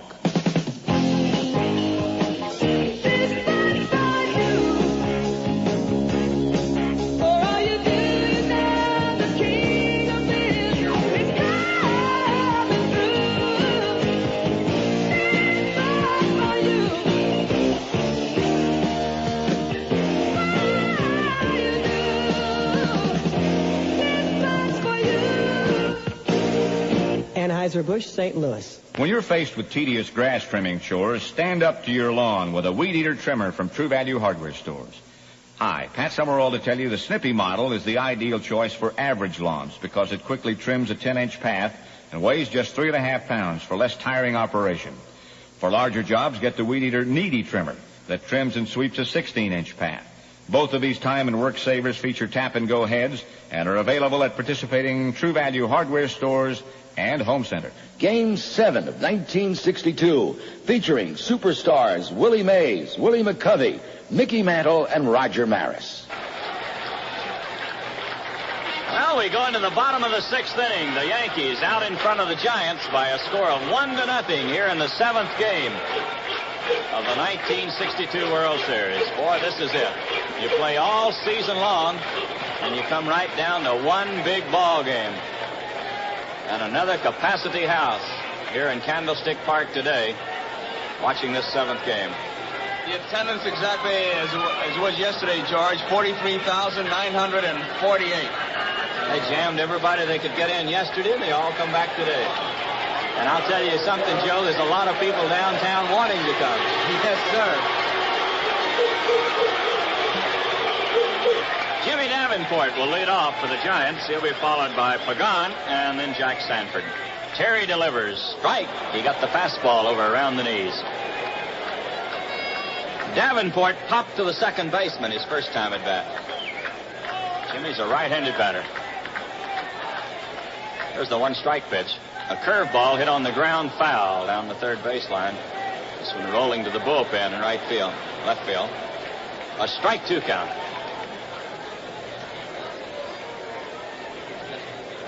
Ralph Terry against Jack Sanford. Third meeting in this series for these two pitchers. There's the 2-strike pitch. Ball. He got it outside. 1-2 to Davenport. That pitch was close. Terry trying to get Davenport to swing at a bad one. Yankees play him straight away, not too deep. Ralph into the windup. Here's the 1-2 pitch. High foul ball. This will be out of play. Coming over behind the Giant dugout. Still 1 ball, 2 strikes. The Yankees picked up a run in the 5th inning. That's been the only scoring in the ball game. They used 2 singles and a walk to load the bases. Then Kubek hit into a fast double play. Skowron coming in with the run. Here's the pitch. Another foul ball. Almost the same spot. Still 1 ball, 2 strikes.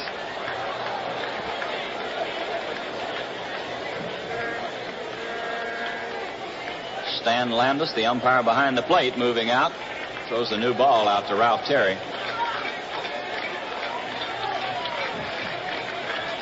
Ralph gets ready. The pitch. Curve. It's way up high.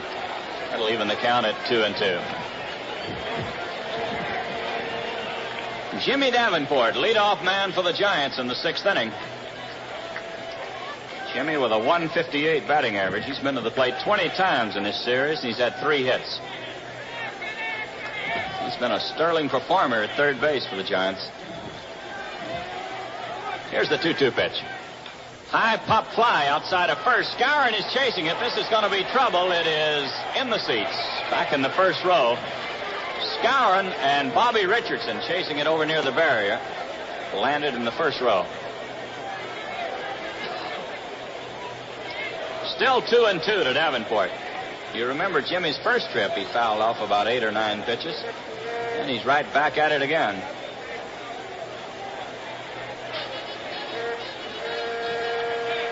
Jimmy chokes the bat as he waits on Terry. Here's the 2-2 pitch. Outside. Elston Howard was ready to fire it down to third. He thought he had a call third strike, but Landis said it was off the corner. So it's 3-2 to Davenport.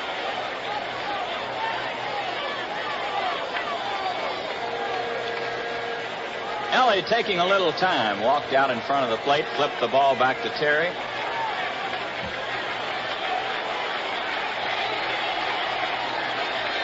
Here's the 3-2 pitch. There's a high fly ball hit to left field. Trash going back. Now he is moving in, shading his eyes from the sun, and he makes the catch. Jimmy Davenport out on a high fly ball to Tommy Trash in left field. That's one of those, George, that you talk about. If the wind wasn't blowing, it'd be out of here. Moose Skowron was talking about one he hit yesterday, and Davenport hit that ball well, but right into that wind, and forget about it. That's a tough spot to hit one out of here today. I'll tell you, Joe, this Ralph Terry knows what he's doing out there. He's taking advantage of this wind. Getting that fastball up around their letters, letting them hit it up in the air. Because it's going to be tough to hit one out of here today. Jose Pagan, the batter. He bounced to Boyer at third base his first time at bat. Jose, a right-handed batter. .412 batting average starting the series. Here's a high fly ball down the third baseline.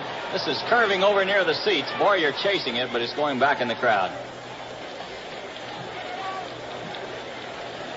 You always look for those escape valves as far as outfields are concerned. For example, in the stadium, it's right center and left center. In the polo grounds, dead center field, make them hit that way. Here in this ballpark, with this wind blowing the way it is today, it would be from the left field foul line all the way over to right center field. Because it is a tough one blowing in. And if you can get that ball up and in to the right-hand hitter, let him hit it that way.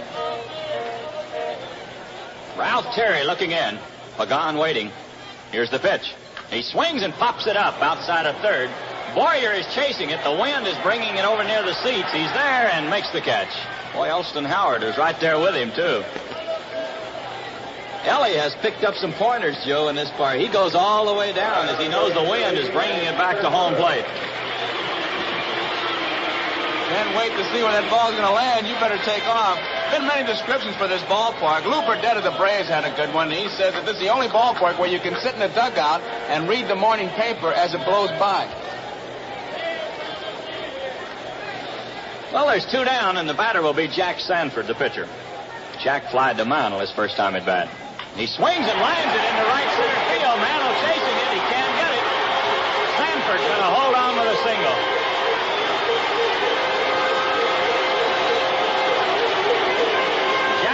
Picked on the first pitch, and he landed into center field. A solid hit.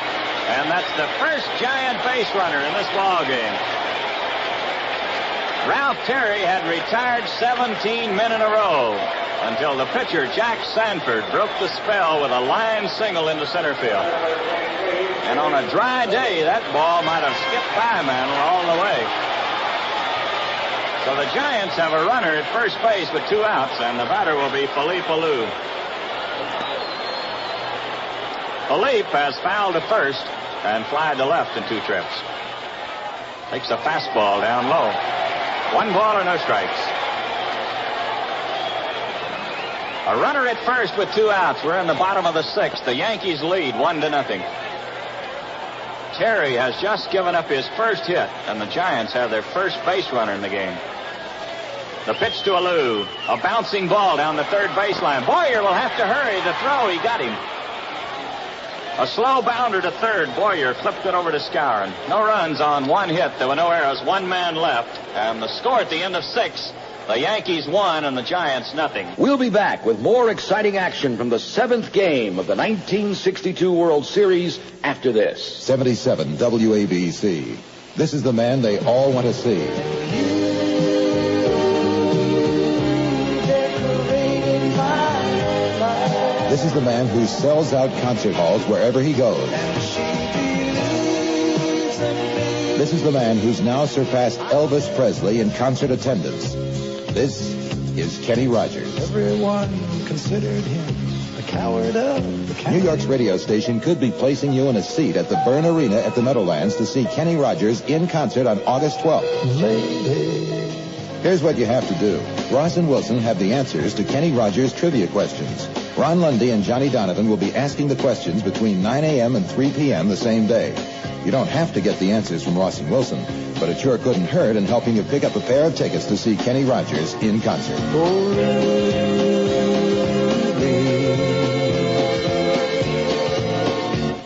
God's sakes, turn around. We'll be choosing correct callers at random, and the tickets are furnished by Monarch Entertainment. Kenny Rogers in concert, and we've got tickets. We're New York's radio station, 77 WABC. We go into the wild yonder, climbing high into the sun. Your future can fly in the Air Force. The Air Force has great opportunities for all kinds of people, plus the training you need to put your skills to work. Your Air Force recruiter can tell you all about it. Check it out. Sponsored by the U.S. Air Force. Gypsy, what's in your crystal ball? Shh, I can see it. I can see. My dream girl? No, I can see Carefree Sugarless Gum has more flavor. How can you see more flavor? Look, the scale proves it. Carefree weighs 32% more than Trident smaller sticks. I can see it. Carefree's got more gum. And more flavor. It's crystal clear. More gum gives you more flavor. But what about my dream girl? Would you settle for a happy medium? You can say it's got more flavor. Carefree Sugarless Gum. You're listening to Baseball's Greatest Hits, a special series rebroadcasting actual games from World Series of the past on 77 WABC, New York's Yankees. And now, more action from Game 7 of the 1962 World Series. Well, we go into the seventh inning. The Yankees in front of the Giants, 1-0. It'll be Elston Howard to lead off for New York.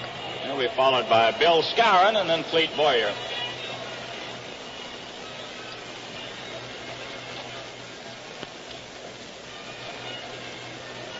Ellie's been to the plate twice. He bounced to the third baseman in the second inning and popped to the shortstop in the fourth inning. The only scoring in this ball game coming in the fifth inning. The Yankees loaded the bases with no one out on 2 singles and a walk. Then Kubek bounced into a double play. The run coming across. 1 run, 3 hits, and no errors for New York. No runs on 1 hit and no errors for the Giants. Sanford taking a little time. Jack was a base runner in the 6th inning. He was a little slow getting back to the mound. Here's the pitch. Ball. It's down low. 1 ball and no strikes. Well, you talk about the pressure on the ball games in the 7th game of the series. How about the umpires, especially the fellow behind the plate, Stan Landis. He's got a lot of important calls to make today. Here's a strike. Fastball coming in around the knees. Like the old saying, George, when they do the great job, you hardly even know they're out there. We hardly recognize them because of the outstanding job that all of them have done. Here's the 1-1 pitch. A high pop fly down the right field line. This is curving back into the crowd. Philippe Alou chasing it. He had no chance to get it. 1 ball, 2 strikes. Howard, Skowron, and Boyer will be the Yankee batters here in the 7th inning. They lead the Giants 1-0.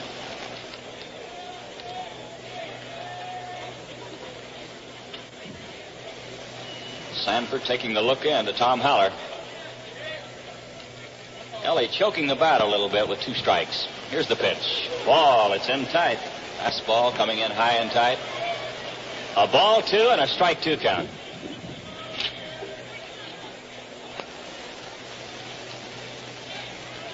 Giants playing deep and around to the left for Elston Howard. Here's the 2-2 pitch. Outside. He tried to get the corner with a slider. 3-2 to Ellie. Moose Skowron is waiting in the on-deck circle. The Yankees batting in the 7th inning. They lead 1-0. No one out, no one on. A full count to the catcher Howard. Here's the pitch. He swings and bounces it foul down the third baseline. Still 3-2.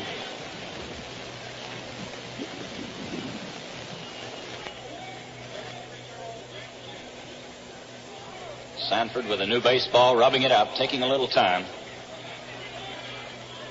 Jack has been a slow and deliberate pitcher here today in this all-important ball game. Here's the pitch. A ground foul right at the plate. Ball bounced up, hit Howard, and Haller grabbed it on the first hop. Still 3-2. Howard talking to himself as he walks away from home plate. It looked like he had his pitch and just didn't hit it.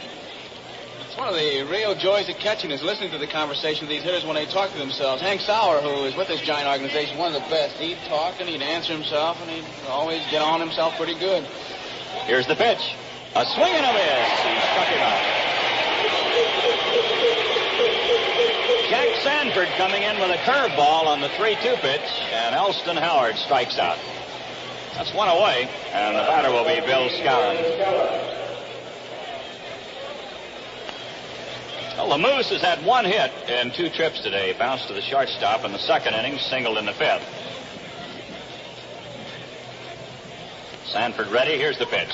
Here's a high fly ball hit into deep center field. Mays going back. Now he's going to have to come in into left center, and McCovey is there finally to make the play. Willie Mays chased that one all over the outfield, and finally Willie McCovey in left center made the play. Tell you, George, I've seen some outfield play during the course of this year where at times you think you're watching an old Keystone Cop movie. One fellow will be ready to make the play, and zing, somebody will cut in front of him and make it. And there you saw Willie ready to make it, and McCovey made it easily. Wind is a big factor here. McCovey acted like he had it all the way, and Mays had been chasing it all over the outfield. Well, there's 2 down, and the batter will be Cleet Boyer. Cleet's 1 for 2 in this game.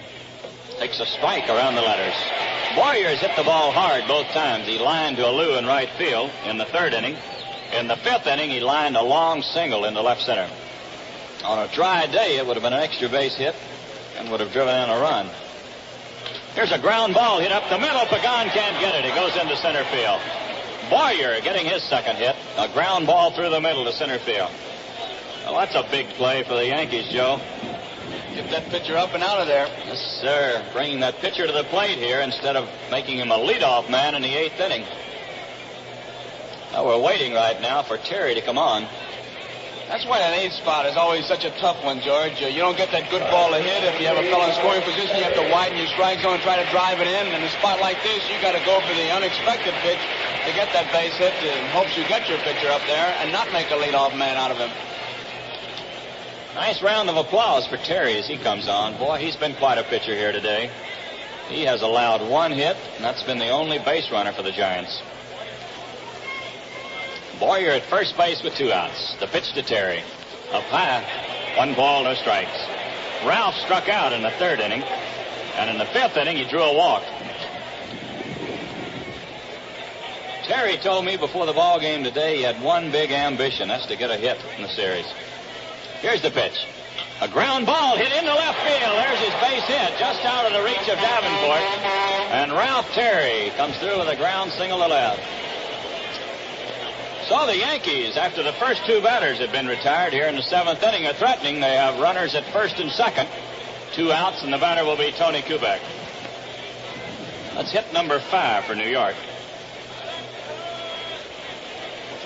Kubek's had 1 hit in 3 trips today. Fly to center field in the 1st inning, singled in the 3rd, hit into a double play in the 5th. Bullpen for the Giants jumps up again. The left-hander is Billy O'Dell, and the right-hander Don Larson. 2 on, 2 outs. Sanford taking a little time as he looks in. Here's the pitch to Kubek. Ball, it's up high. 1 ball and no strikes. Sanford has been quite a pitcher here today. I'd say the only difference in this performance today and the other 2 that he's given in this World Series, he's been high today. He has not been able to get the ball down around the knees as he would like to do. Here's the 1-0 pitch. Here's a liner down the left field line. McCovey is chasing it. It's curving foul back into the crowd. Boy, Willie is playing him right over there on the line. 1 ball, 1 strike. Kubek will hit a lot of balls into left field. I'll tell you another thing right here, Joe. It's going to be tough for Boyer to score on a base hit to the outfield unless he pulls it into right. Now, Mays and McCovey are both playing in close.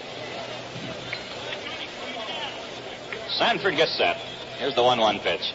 Here's a high fly ball hit into left center field. McCovey and Mays are both there. McCovey is calling for it. He's got it. The side's retired. No runs on 2 hits, no errors, 2 men left, and the score at the end of the first half of the 7th inning. The Yankees won, the Giants nothing. Game 7 of the World Series of 1962 continues after this. Now listen, but listen quick, because it comes and goes just like that.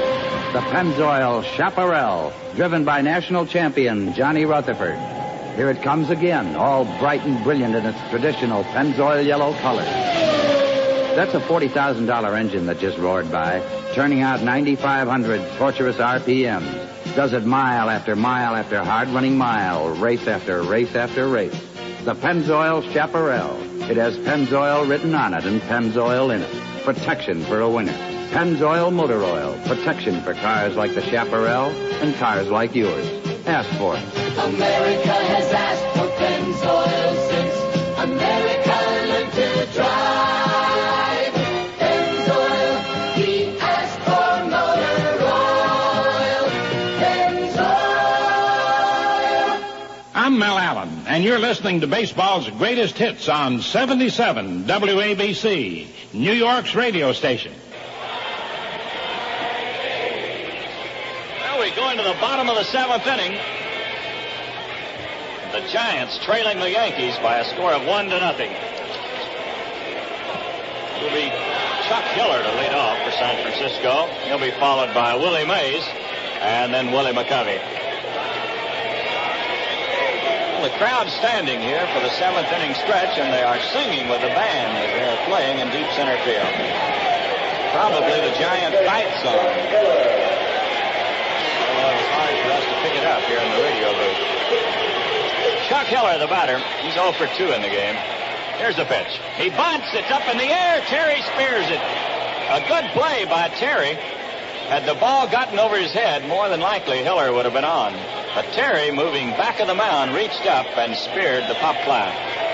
So there's one away, and the batter is Willie Mays.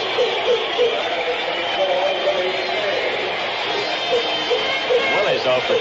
He's flied to left and flied to center in 2 trips.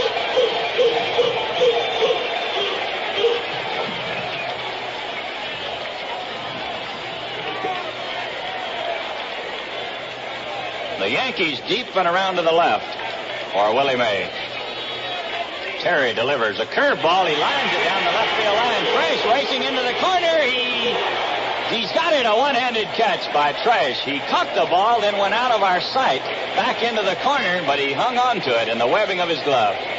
Willie Mays, making a bid for an extra base hit into the corner in left field, is robbed on a fine play by Tommy Trash. Well, it's 2 down, and the batter will be Willie McCovey. Boy, it's amazing how this kid, Tom Trash, has made the move from the infield to the outfield, and he has not missed a step. He has taken it in stride. This was just one of the plays of this series right there. Willie McCovey, the batter. Willie has fouled to the catcher and flied to left in 2 trips. Here's the pitch. There's a long foul ball down the right field line. This one will go all the way out of the park. A 1-strike count to Willie. Bill Stafford, a right-hander, and Bud Daly, a left-hander, throwing in the bullpen. Manager Ralph Houk wants to keep them ready. Terry gets ready. The pitch to McCovey. Ball down low. He checked his swing on a slow curve. 1 ball, 1 strike. The Giants are batting in the 7th inning. There's 2 outs with no one on. The Yankees lead 1-0. Here's the 1-1 pitch. He swings and hits a drive into deep center. Mantle is chasing it in deep center. He can't get it all the way to the fence. Here's McCovey going into second. He's going to try for 3. No, he is not in time.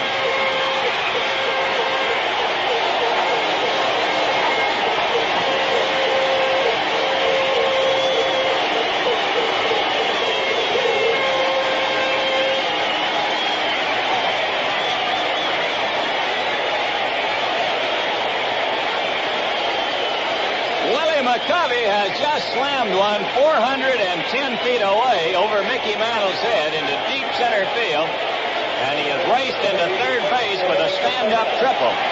In fact, he made a big turn at third base as if he might come on in, but he was very wisely held up by Whitey Lockman. So the Giants have the tying run at third base with 2 outs, and the batter will be Orlando Cepeda. Elston Howard taking a little time right now as he goes out to the mound for a short conference with his pitcher. This ball hit by McCovey was on a line. It never did get very high. The wind had no chance to push it back. A runner at third with 2 outs. Terry ready. Here's the pitch. Cepeda takes a fastball up high. 1 ball and no strikes. Orlando struck out in the second, popped to Bobby Richardson in the 5th inning. Terry taking a little time, looks in to get the sign. Here's the 1-0 pitch.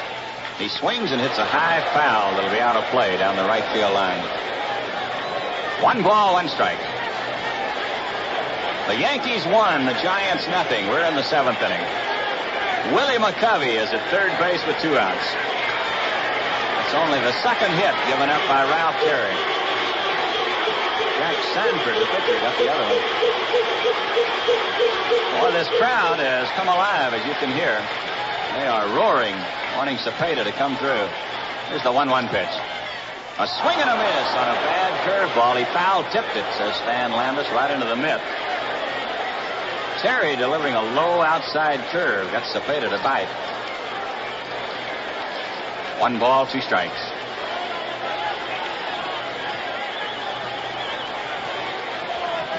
Yankees straight away. Everybody back on the infield.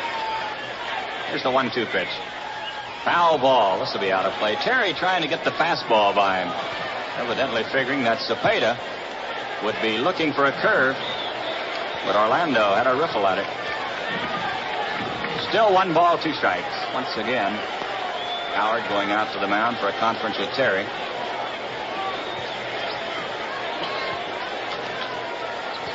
Ellie's going to take a little time right now as he stands on the mound talking to Ralph Terry.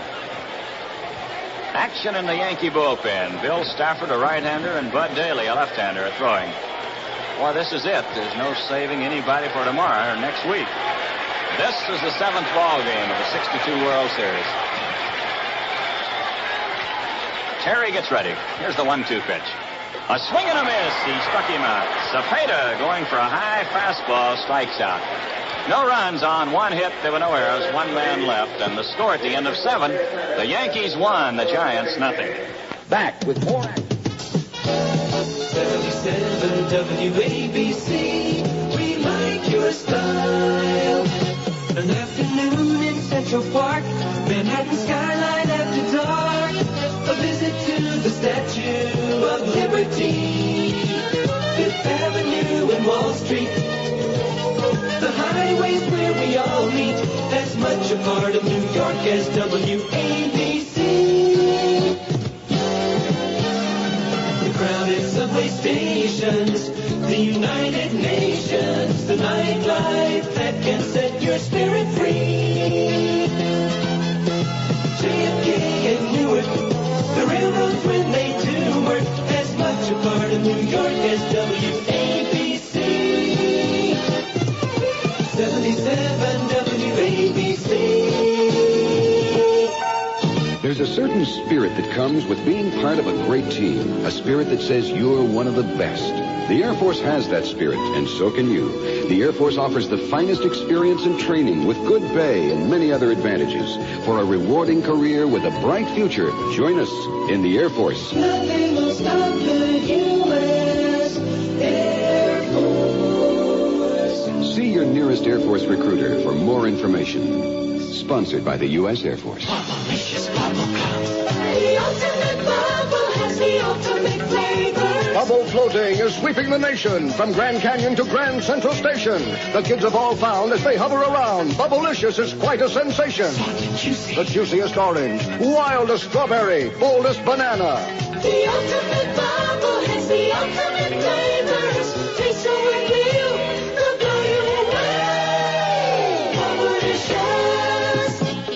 listening to baseball's greatest hits, World Series games of the past on New York's Yankee Station. WABC, New York.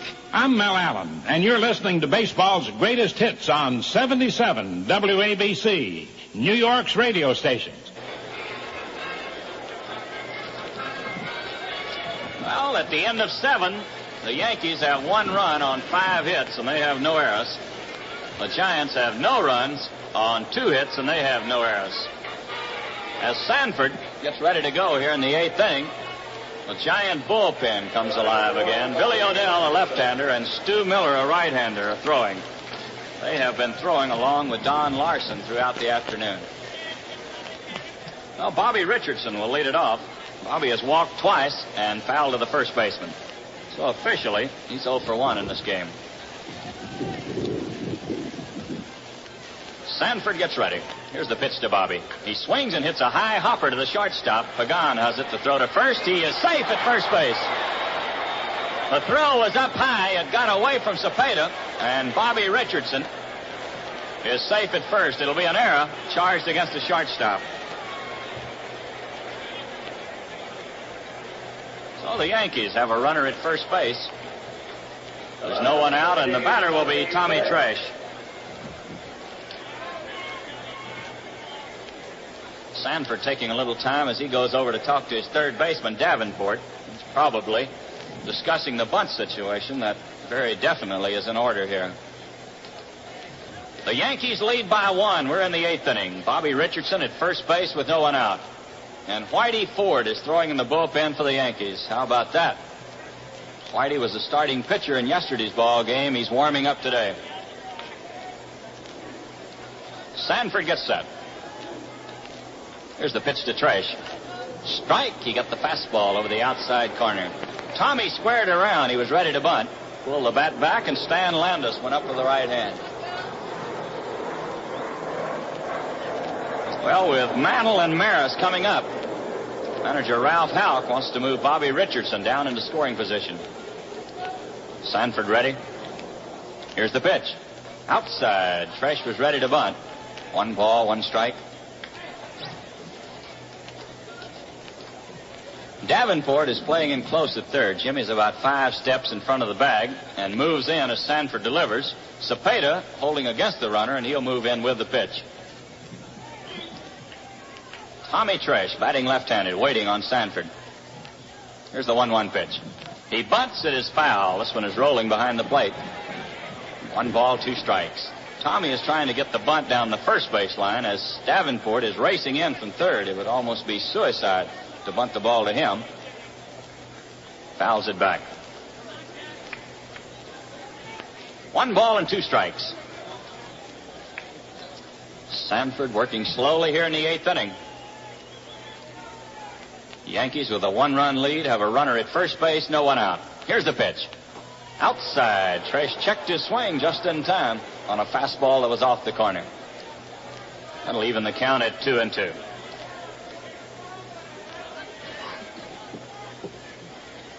Mickey Mantle is waiting in the on-deck circle. Sanford checks his runner. The pitch. Outside again. Once again, Jack trying to thread the needle on the outside corner has missed. So it's 3-2 to Tresh. Well, we'll watch the runner. He might be moving on his 3-2 pitch. Sanford has picked a runner off first base today, so Bobby Richardson, of course, is going to be mighty careful getting a lead. Sanford gets set, makes a quick throw to first. Bobby back in time. It's a full count to Tommy Tresh. A runner at first base, no one out. Here's the pitch. There goes the runner. Here's a liner. 1 hop to the shortstop. It gets away from him. Here's a throw to first. He's safe at first base. Tresh hit that one like a bullet. A low liner that hit right in front of Pagan. Bounced out of his glove over towards second base. He picked it up, made the throw to first, but it was not in time to get Tresh. It'll be an infield single for Tommy. Base hit number 6 for the Yankees. Puts runners at first and second with no one out. And the batter will be Mickey Mantle. Well, there's the value of moving on the 3-2 pitch. Had Richardson not been moving, he would have been an easy out at second base. But Pagan, realizing he had no chance to get Bobby, hurried his throw to first base, but it was too late to get Tresh. So 2 on, no one out, and Mickey Mantle the batter. Mickey's 0 for 2 in this game. He walked his last time.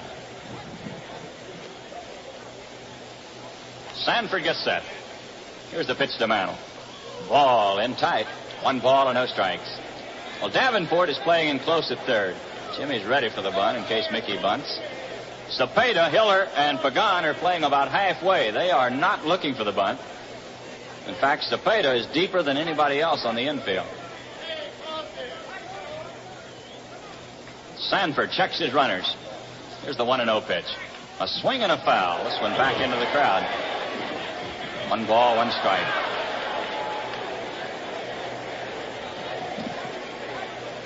The good thing about having a batter like Mantle at the plate, in a bunt situation, you don't have to worry too much about a double play ball, as Mickey has such tremendous speed. That doesn't mean he cannot hit into a double play, but the chances are against it.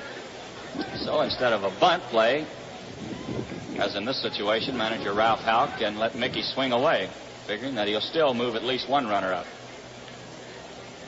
Here's the 1-1 pitch. Outside. Ball 2 and strike 1. Billy O'Dell, a left-hander, is still throwing in the bullpen, and Don Larson has replaced Stu Miller for the Giants. So it's Larson and O'Dell, a right-hander and a left-hander. Mickey Mantle right down on the end of the bat, waiting on Jack Sanford. There's 2 on with no one out here in the 8th inning.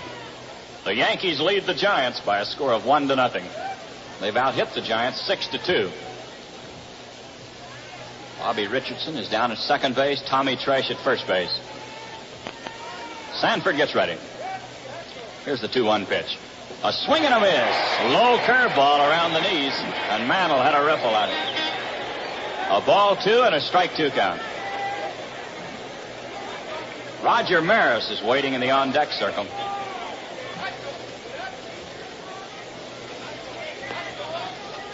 Sanford taking a lot of time, looks into Tom Haller to get the sign. Looks back to second to check his runner. Here's the pitch.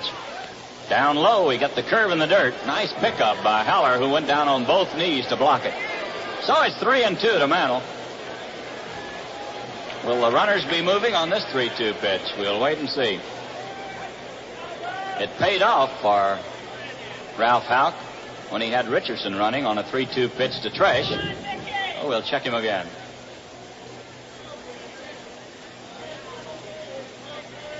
Sanford checking the sign. Shaking his head yes to Tom Haller. Here's the 3-2 pitch. Here's a liner to right field. It's in there. Bobby Richardson coming to third, but he's going to be held up. Mickey Mantle lined the ball just out of the reach of the second baseman, Hiller. Now, Bobby Richardson had started back to second. He thought Hiller might catch the ball. So he was held up at third. So the bases are loaded with no one out, and here's Al Dart coming out. We might get a pitching change here. I believe we are. He is giving the call to the bullpen, and it's going to be Billy O'Dell.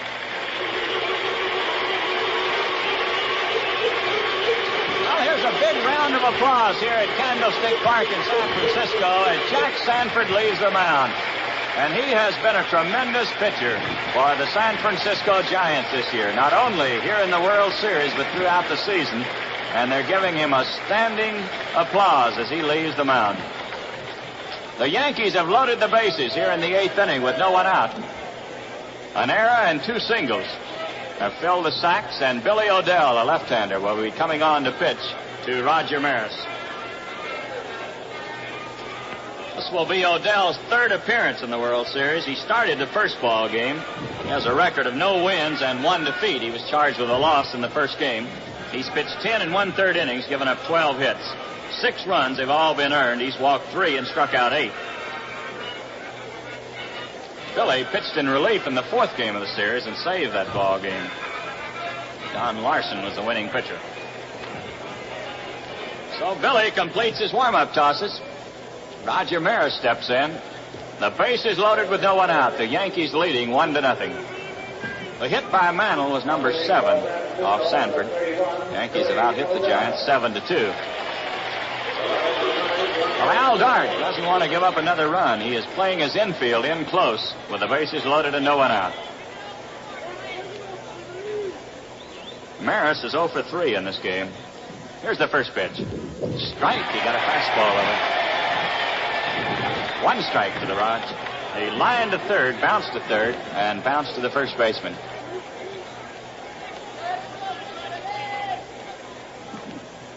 Richardson, Trash, and Mantle are the Yankee base runners. Odell ready. Here's the pitch. A ground ball hit to the second baseman. Hiller's coming to the plate with it. He's out. Back to first. He's safe on a close play. Almost a double play. Maris hit the ball to Chuck Hiller, who fired it into Haller. He stepped on the plate and fired it right back to Cepeda at first. Maris beat the relay. So Raj is safe on the fielder's choice. The base is still loaded, 1 out, and Elston Howard will be the batter. Al Dark has raced out of the dugout. He has a right-hander throwing in the bullpen, but there'll be no pitching change.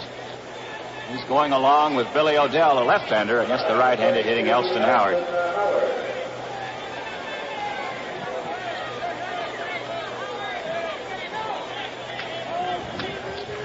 Ellie's 0 for 3 in this game. Bounced to third, popped to short, and struck out. Odell gets ready. Here's the pitch to Howard. Strike. Fastball over the outside corner. The Giants trying to get out of a jam here in the 8th inning. The Yankees have the bases loaded with 1 out.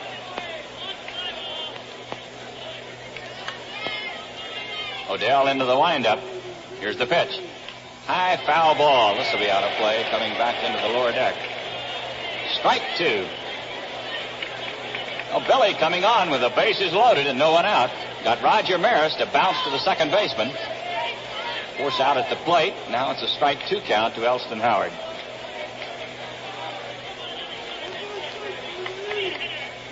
Odell checking the sign. Here's the 2-strike pitch. There's a ground ball to third. Might be a double play. Steps on the bag to throw. He's out. Elston Howard bounces into a fast double play. Davenport stepped on the bag and threw to first base. No runs on 2 hits, 1 error, 2 men left, and the score at the end of the first half of the 8th inning, the Yankees won, the Giants nothing. Back with more of baseball's greatest hits on 77 WABC in just a moment. Hi, Pat Summerall. You know, the trouble with buying paint is that you really don't know how it's going to look or last until after you've painted. That's why True Value hardware stores make their own True Test paints. Regardless of your needs and budget, your True Value hardware store dealer can help you choose the best possible paint in the colors you want at the price you can afford to pay. His knowledge also extends to knowing which applicators will give you the best results from quality True Test paints, available only at participating True Value hardware stores.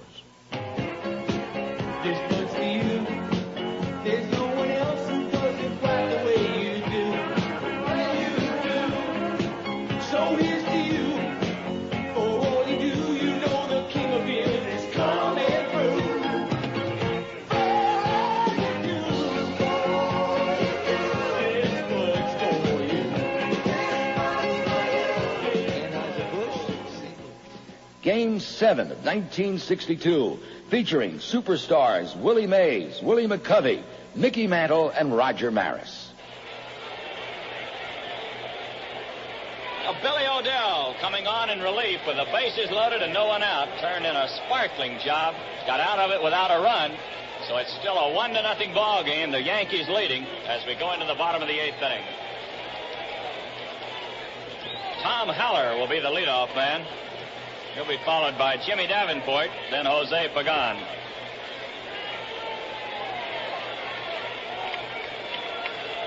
Ralph Terry taking a little extra time as he goes through his warm-up tosses. Action in the Yankee bullpen. Bud Daly, a left-hander, and Bill Stafford, a right-hander. They have been throwing off and on throughout the ballgame.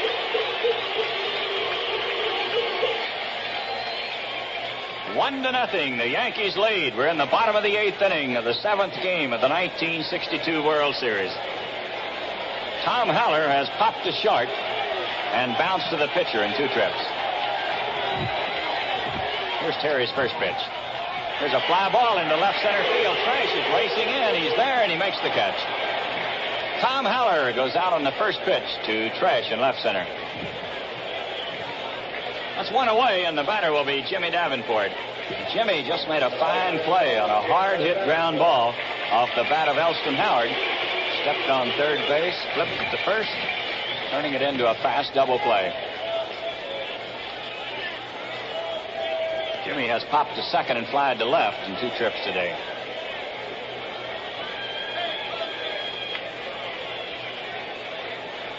Terry taking a little time.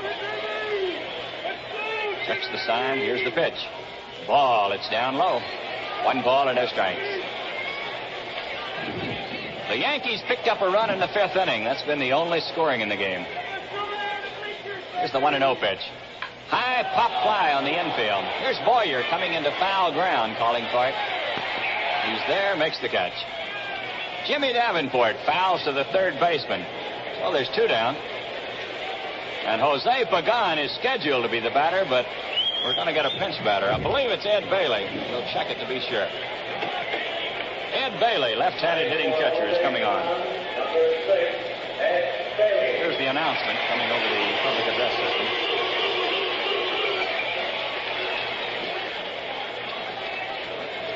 So Al Dark trailing by 1 run here in the 8th inning, sending up a left-handed batter for his shortstop, Pagan. Giants batting with 2 outs and no one on.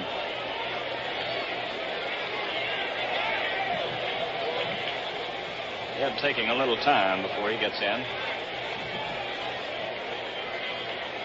Terry just waiting for Bailey to get set. Gets the sign. Here's the first pitch. Curveball. He got it over. 1 strike. Ralph pulled the string on him. Yankees are deep and around to the right for Bailey. Ed is strictly a pull hitter. He's out of the box for just a moment, gets back in. Bobby Richardson right on the edge of the outfield grass. Here's the 1-strike pitch. He checked his swing on a low curve, says Stan Landis. 1 ball, 1 strike. The Yankees have 1 run on 7 hits and no errors. The Giants have no runs on 2 hits. They've committed 1 error.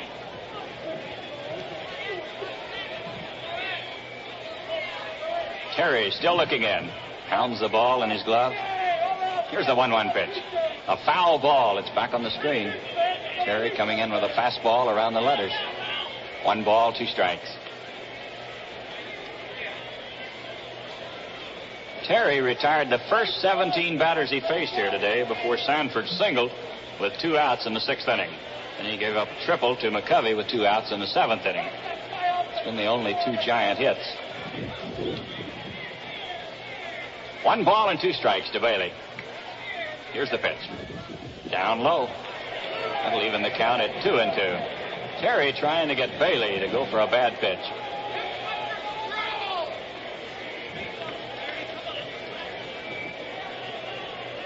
Ed Bailey batting for Jose Pagan here in the bottom of the 8th with 2 outs and no one on. Ed getting out just as Terry got ready. Now we're ready again. Here's the 2-2 pitch. Foul ball. This one back in the crowd. Still 2-2. In the 5th inning, the Yankees used 2 singles and a walk to load the bases. Then Kubek bounced to the shortstop Pagan, who made the double play. Skowron coming in to score the only run of this ball game. Yankees had the bases loaded in the 8th inning with no one out, but they failed to score. Here's the 2-2 pitch. There's a fly ball hit outside of first base. Skowron is coming over. He's got the room on it. Still chasing it. He makes the catch. Ed Bailey fouls to the first baseman. No runs, no hits, no errors, no one left. And the score at the end of 8. The Yankees won, the Giants nothing. We'll be back with more exciting action from the 7th game of the 1962 World Series after this. Hello, we're Ross and Wilson. Join us tomorrow morning when we cure the common cold right here on New York's radio station. WABC, New York. Look out, here comes the rich taste of Nestle's new $100,000 bar. Oh, wow! Tastes like 100,000. Oh, man. Tastes like 100 grand. Ooh-wee. Tastes like 100,000 G's. Nestle $100,000 bar. Luscious, chewy caramel, crunchy Krispies, all covered in chocolate for a taste as rich as its name. Get bucks! Tastes like $100,000. Nestle $100,000 bar. 77 WABC with baseball's greatest hits. Special rebroadcasts of actual World Series games of the past. And now, more action from Game 7 of the 1962 World Series.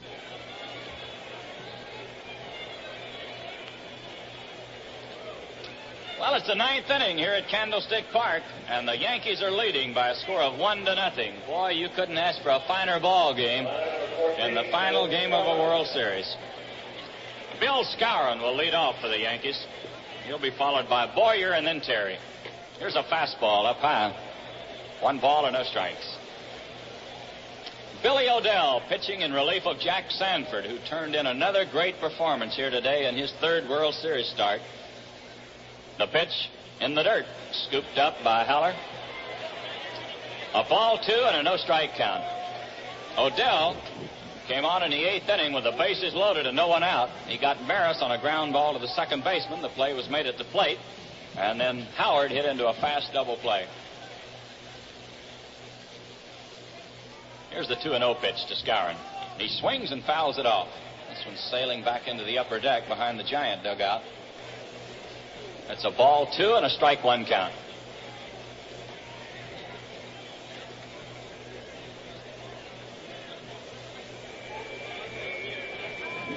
Well, Billy O'Dell didn't like the baseball. He wants a new one. Tosses it in. Stan Landis sends a new one out to the mound. Moose is waiting. Here's the 2-1 pitch. Down low at the fastball, low and in. 3-1 to Skowron.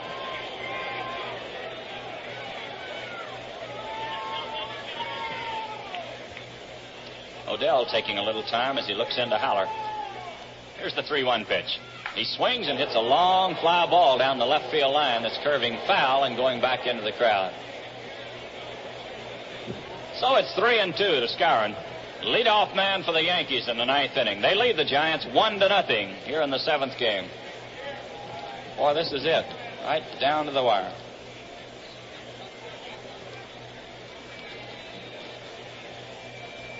The new shortstop for the Giants here in the 9th inning is Ernie Bowman. Pagan went out for the pinch batter, Ed Bailey. And Ernie Bowman has gone in to play shortstop. O'Dell taking a lot of time here on the 3-2 pitch. Ready? Here it is. A ground ball hit to the shortstop. Bowman has it. Here's the throw to first. He's out. Bill Skowron goes out. Short to first. That's 1 away, and the batter will be Cletus Boyer. Cleats 2 for 3 in this game. He lined to right field in the 3rd inning. Singled in the 5th and again in the 7th. His single in the 5th inning was a key blow that sent Skowron all the way to 3rd, where he scored on the double play ball.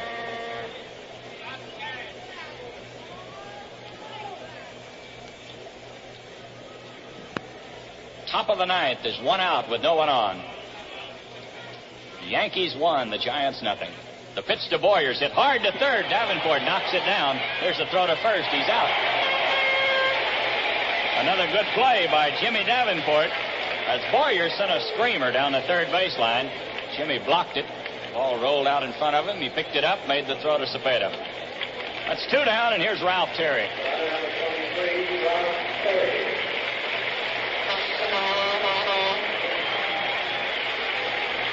Well, this highly partisan crowd here in Candlestick Park giving a roaring salute to Ralph Terry as he comes on to bat here in the top of the 9th. Ralph has been a tremendous pitcher for the Yankees. He's had 1 hit in the ball game. O'Dell delivers. He fouls it back. 1 strike. Ralph has struck out, walked, and singled. So he's 1 for 2. Right-handed batter facing the left-hander, Billy O'Dell. The pitch. He swings and misses on a curve. Strike 2.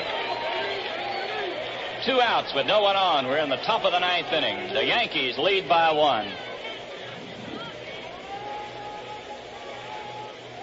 Here's the 2-strike pitch. A swing and a miss. He struck him out. Terry strikes out. No runs, no hits, no errors, no one left. And the score at the end of the first half of the ninth inning, the Yankees won, the Giants nothing. We'll be back with more exciting action from the 7th game of the 1962 World Series after this.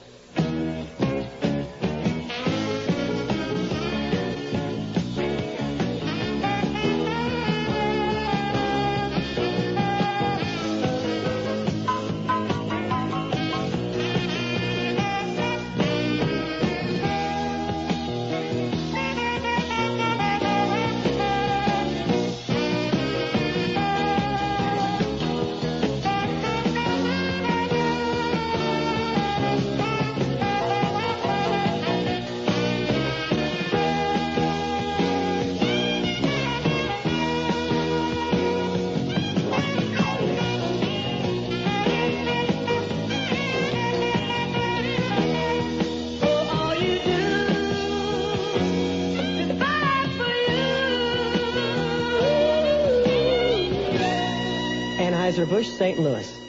And now, more action from Game 7 of the 1962 World Series. Well, it's the bottom of the ninth inning, and this is it. The Giants are trailing the Yankees by a score of 1-0. Matty Alou has moved out of the dugout.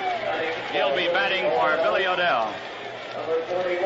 Matty Alou, a left-handed batter, will be batting for Billy Odell, leading off for the Giants here in the bottom of the ninth inning. He'll be followed by his brother, Philippe Alou, and then the second baseman, Chuck Hiller.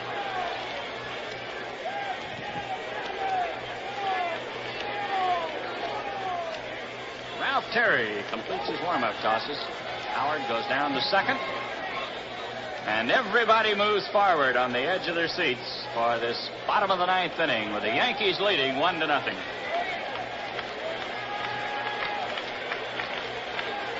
Matty Alou, a little left-handed batter, leading off. There's action in both bullpens. Billy Pierce throwing in the bullpen for the Giants. Bill Stafford and Bud Daly for the Yankees. Terry taking a little time. He wants to be sure his defensive alignment is the way he wants him to play Alou. Here's the pitch to Matty. Ball, it's outside. 1 ball and no strikes. A 1-0 ball game right down to the wire here in the bottom of the ninth inning. Here's the 1-0 pitch. A high pop fly outside of first base. This may blow into the seats. Howard is chasing it near the dugout. He can't make a play. He went right into the Giant dugout. Elston Howard, boy, was staying with it. He went right into the Giant dugout all the way. But he couldn't quite make the play, so it's 1 ball and 1 strike to Alou. That ball at one time was near the foul line, but the strong breeze blowing kept carrying it away from Howard and just out of his reach. Boyer at third base is playing in on the grass. Everybody else back on the infield. There's the 1-1 pitch. Curveball, it's too low. A ball 2 and a strike 1 count. Matty Alou, in a pinch hitting role in game number 4, had a key double down the left field line. Boyer, of course, has to play him in close. He's one of the fastest base runners in this series. Here's the pitch. He bunts down the first baseline. Terry chasing it. He can't get it.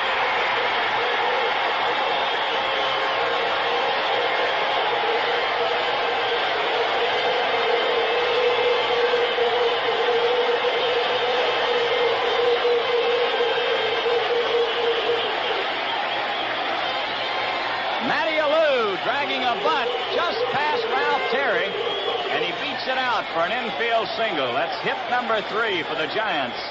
Puts a tying run at first base with no one out, and the batter will be Philippe Alou.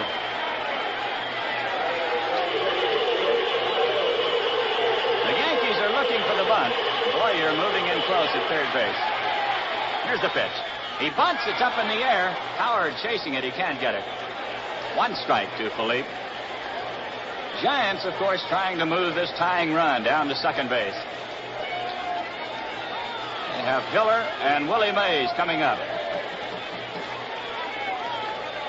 It's a 1-0 ball game here in the ninth. The Yankees leading. Alou at first base. No one out.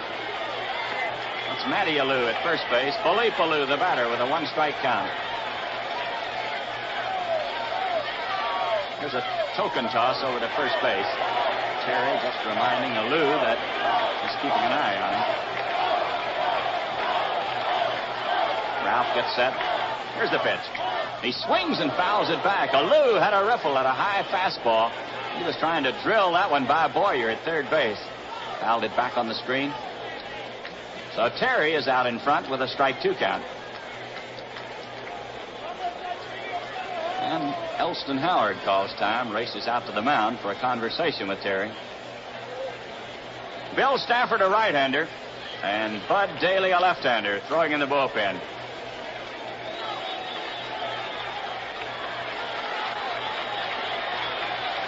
Howard coming back behind the plate. Terry gets set. Here's the pitch. A swing and a miss. He struck him out. Philippe Alou goes down swinging. That's one away, and the batter will be Chuck Hiller.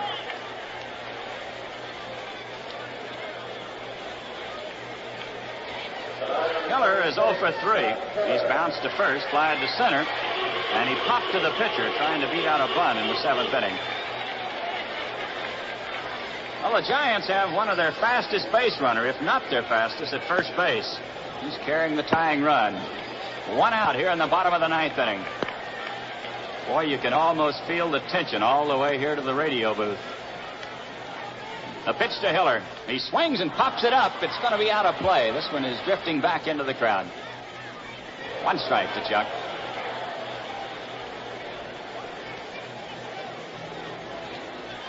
Ralph Terry all the way for the Yankees. Jack Sanford, the starting pitcher for the Giants today. Billy O'Dell relieved him in the 8th inning.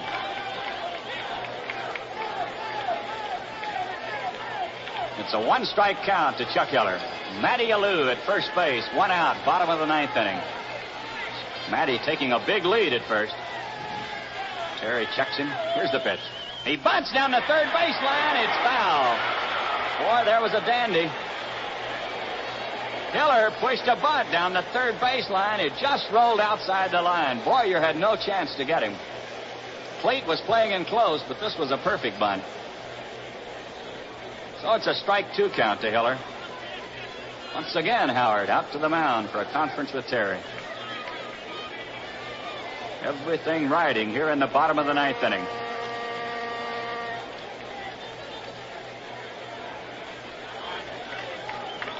Howard coming back behind the plate. Terry checks his runner at first. The pitch. Foul ball back in the crowd. Ralph trying to get the fastball by him around the letters. Hiller fouled it back. Well, Billy Pierce is throwing in the bullpen for the Giants. If they tie it up or go ahead, more than likely he'll be the pitcher. Terry gets set. Here's the pitch. There's another foul ball coming back to the crowd. A strike 2 count to Chuck Hiller. The amazing thing about these pitches to Hiller, with 2 strikes on him, Terry has come right in there with good fastballs. He is not trying to make Hiller go for a bad pitch. He tried to overpower him with 2 good fastballs, figuring that Chuck had to be expecting most anything in this spot. Ralph taking the look in. Checks the runner at first base. Here's the pitch. Foul ball. This one off to the left, rolling to the Yankee dugout. You know, the most helpless people in the ballpark in a situation like this are the ball players sitting in the dugout. There is nothing they can do, nothing at all, but just wait and hope. Those on the field or with a bat in their hand, they have a chance. They can do something. Chuck Hiller choking the bat, waiting. Here's the pitch. In the dirt. Nice pickup by Howard. That was a big play. Giants would like to move Alou down to second base. It's a ball 1, strike 2 count to Chuck Hiller.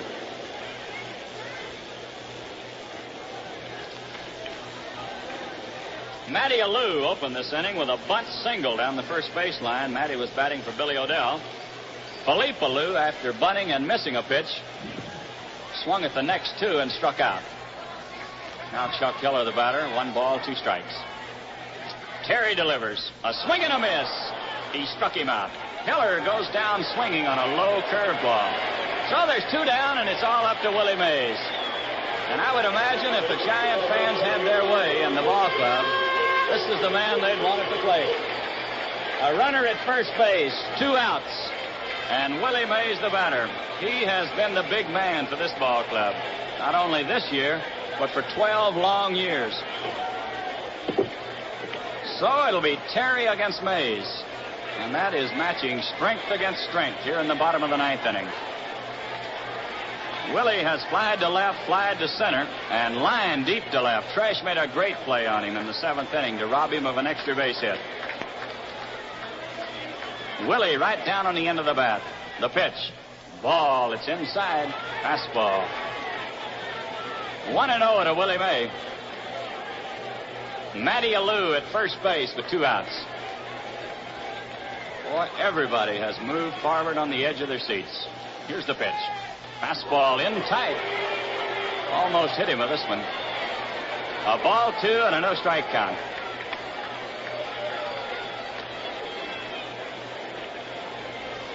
Terry coming in with 2 good fastballs, trying to hit Willie on the fist. Got him in a little bit too close. The Yankees deep, around to the left, and very deep in the outfield. Boyer deep and near the line at third base. The pitch to Willie Mays. He swings and lines it down the right field line. This one is in there. Willie's on his way to second. The runner's going to be held at third base.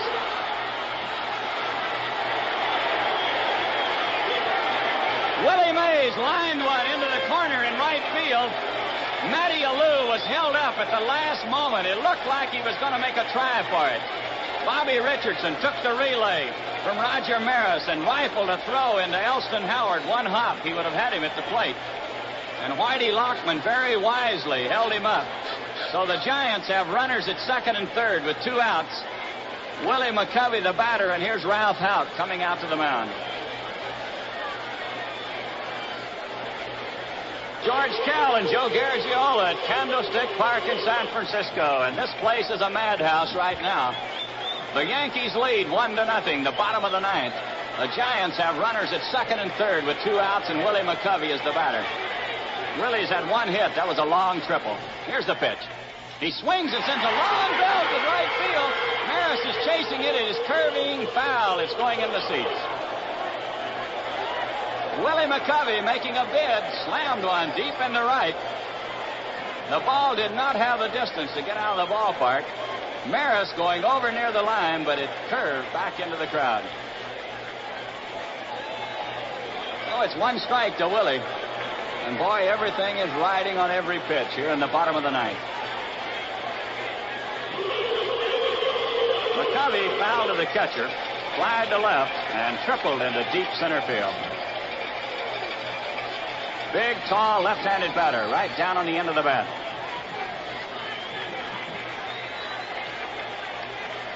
Ralph Terry gets set. Here's the pitch to Willie.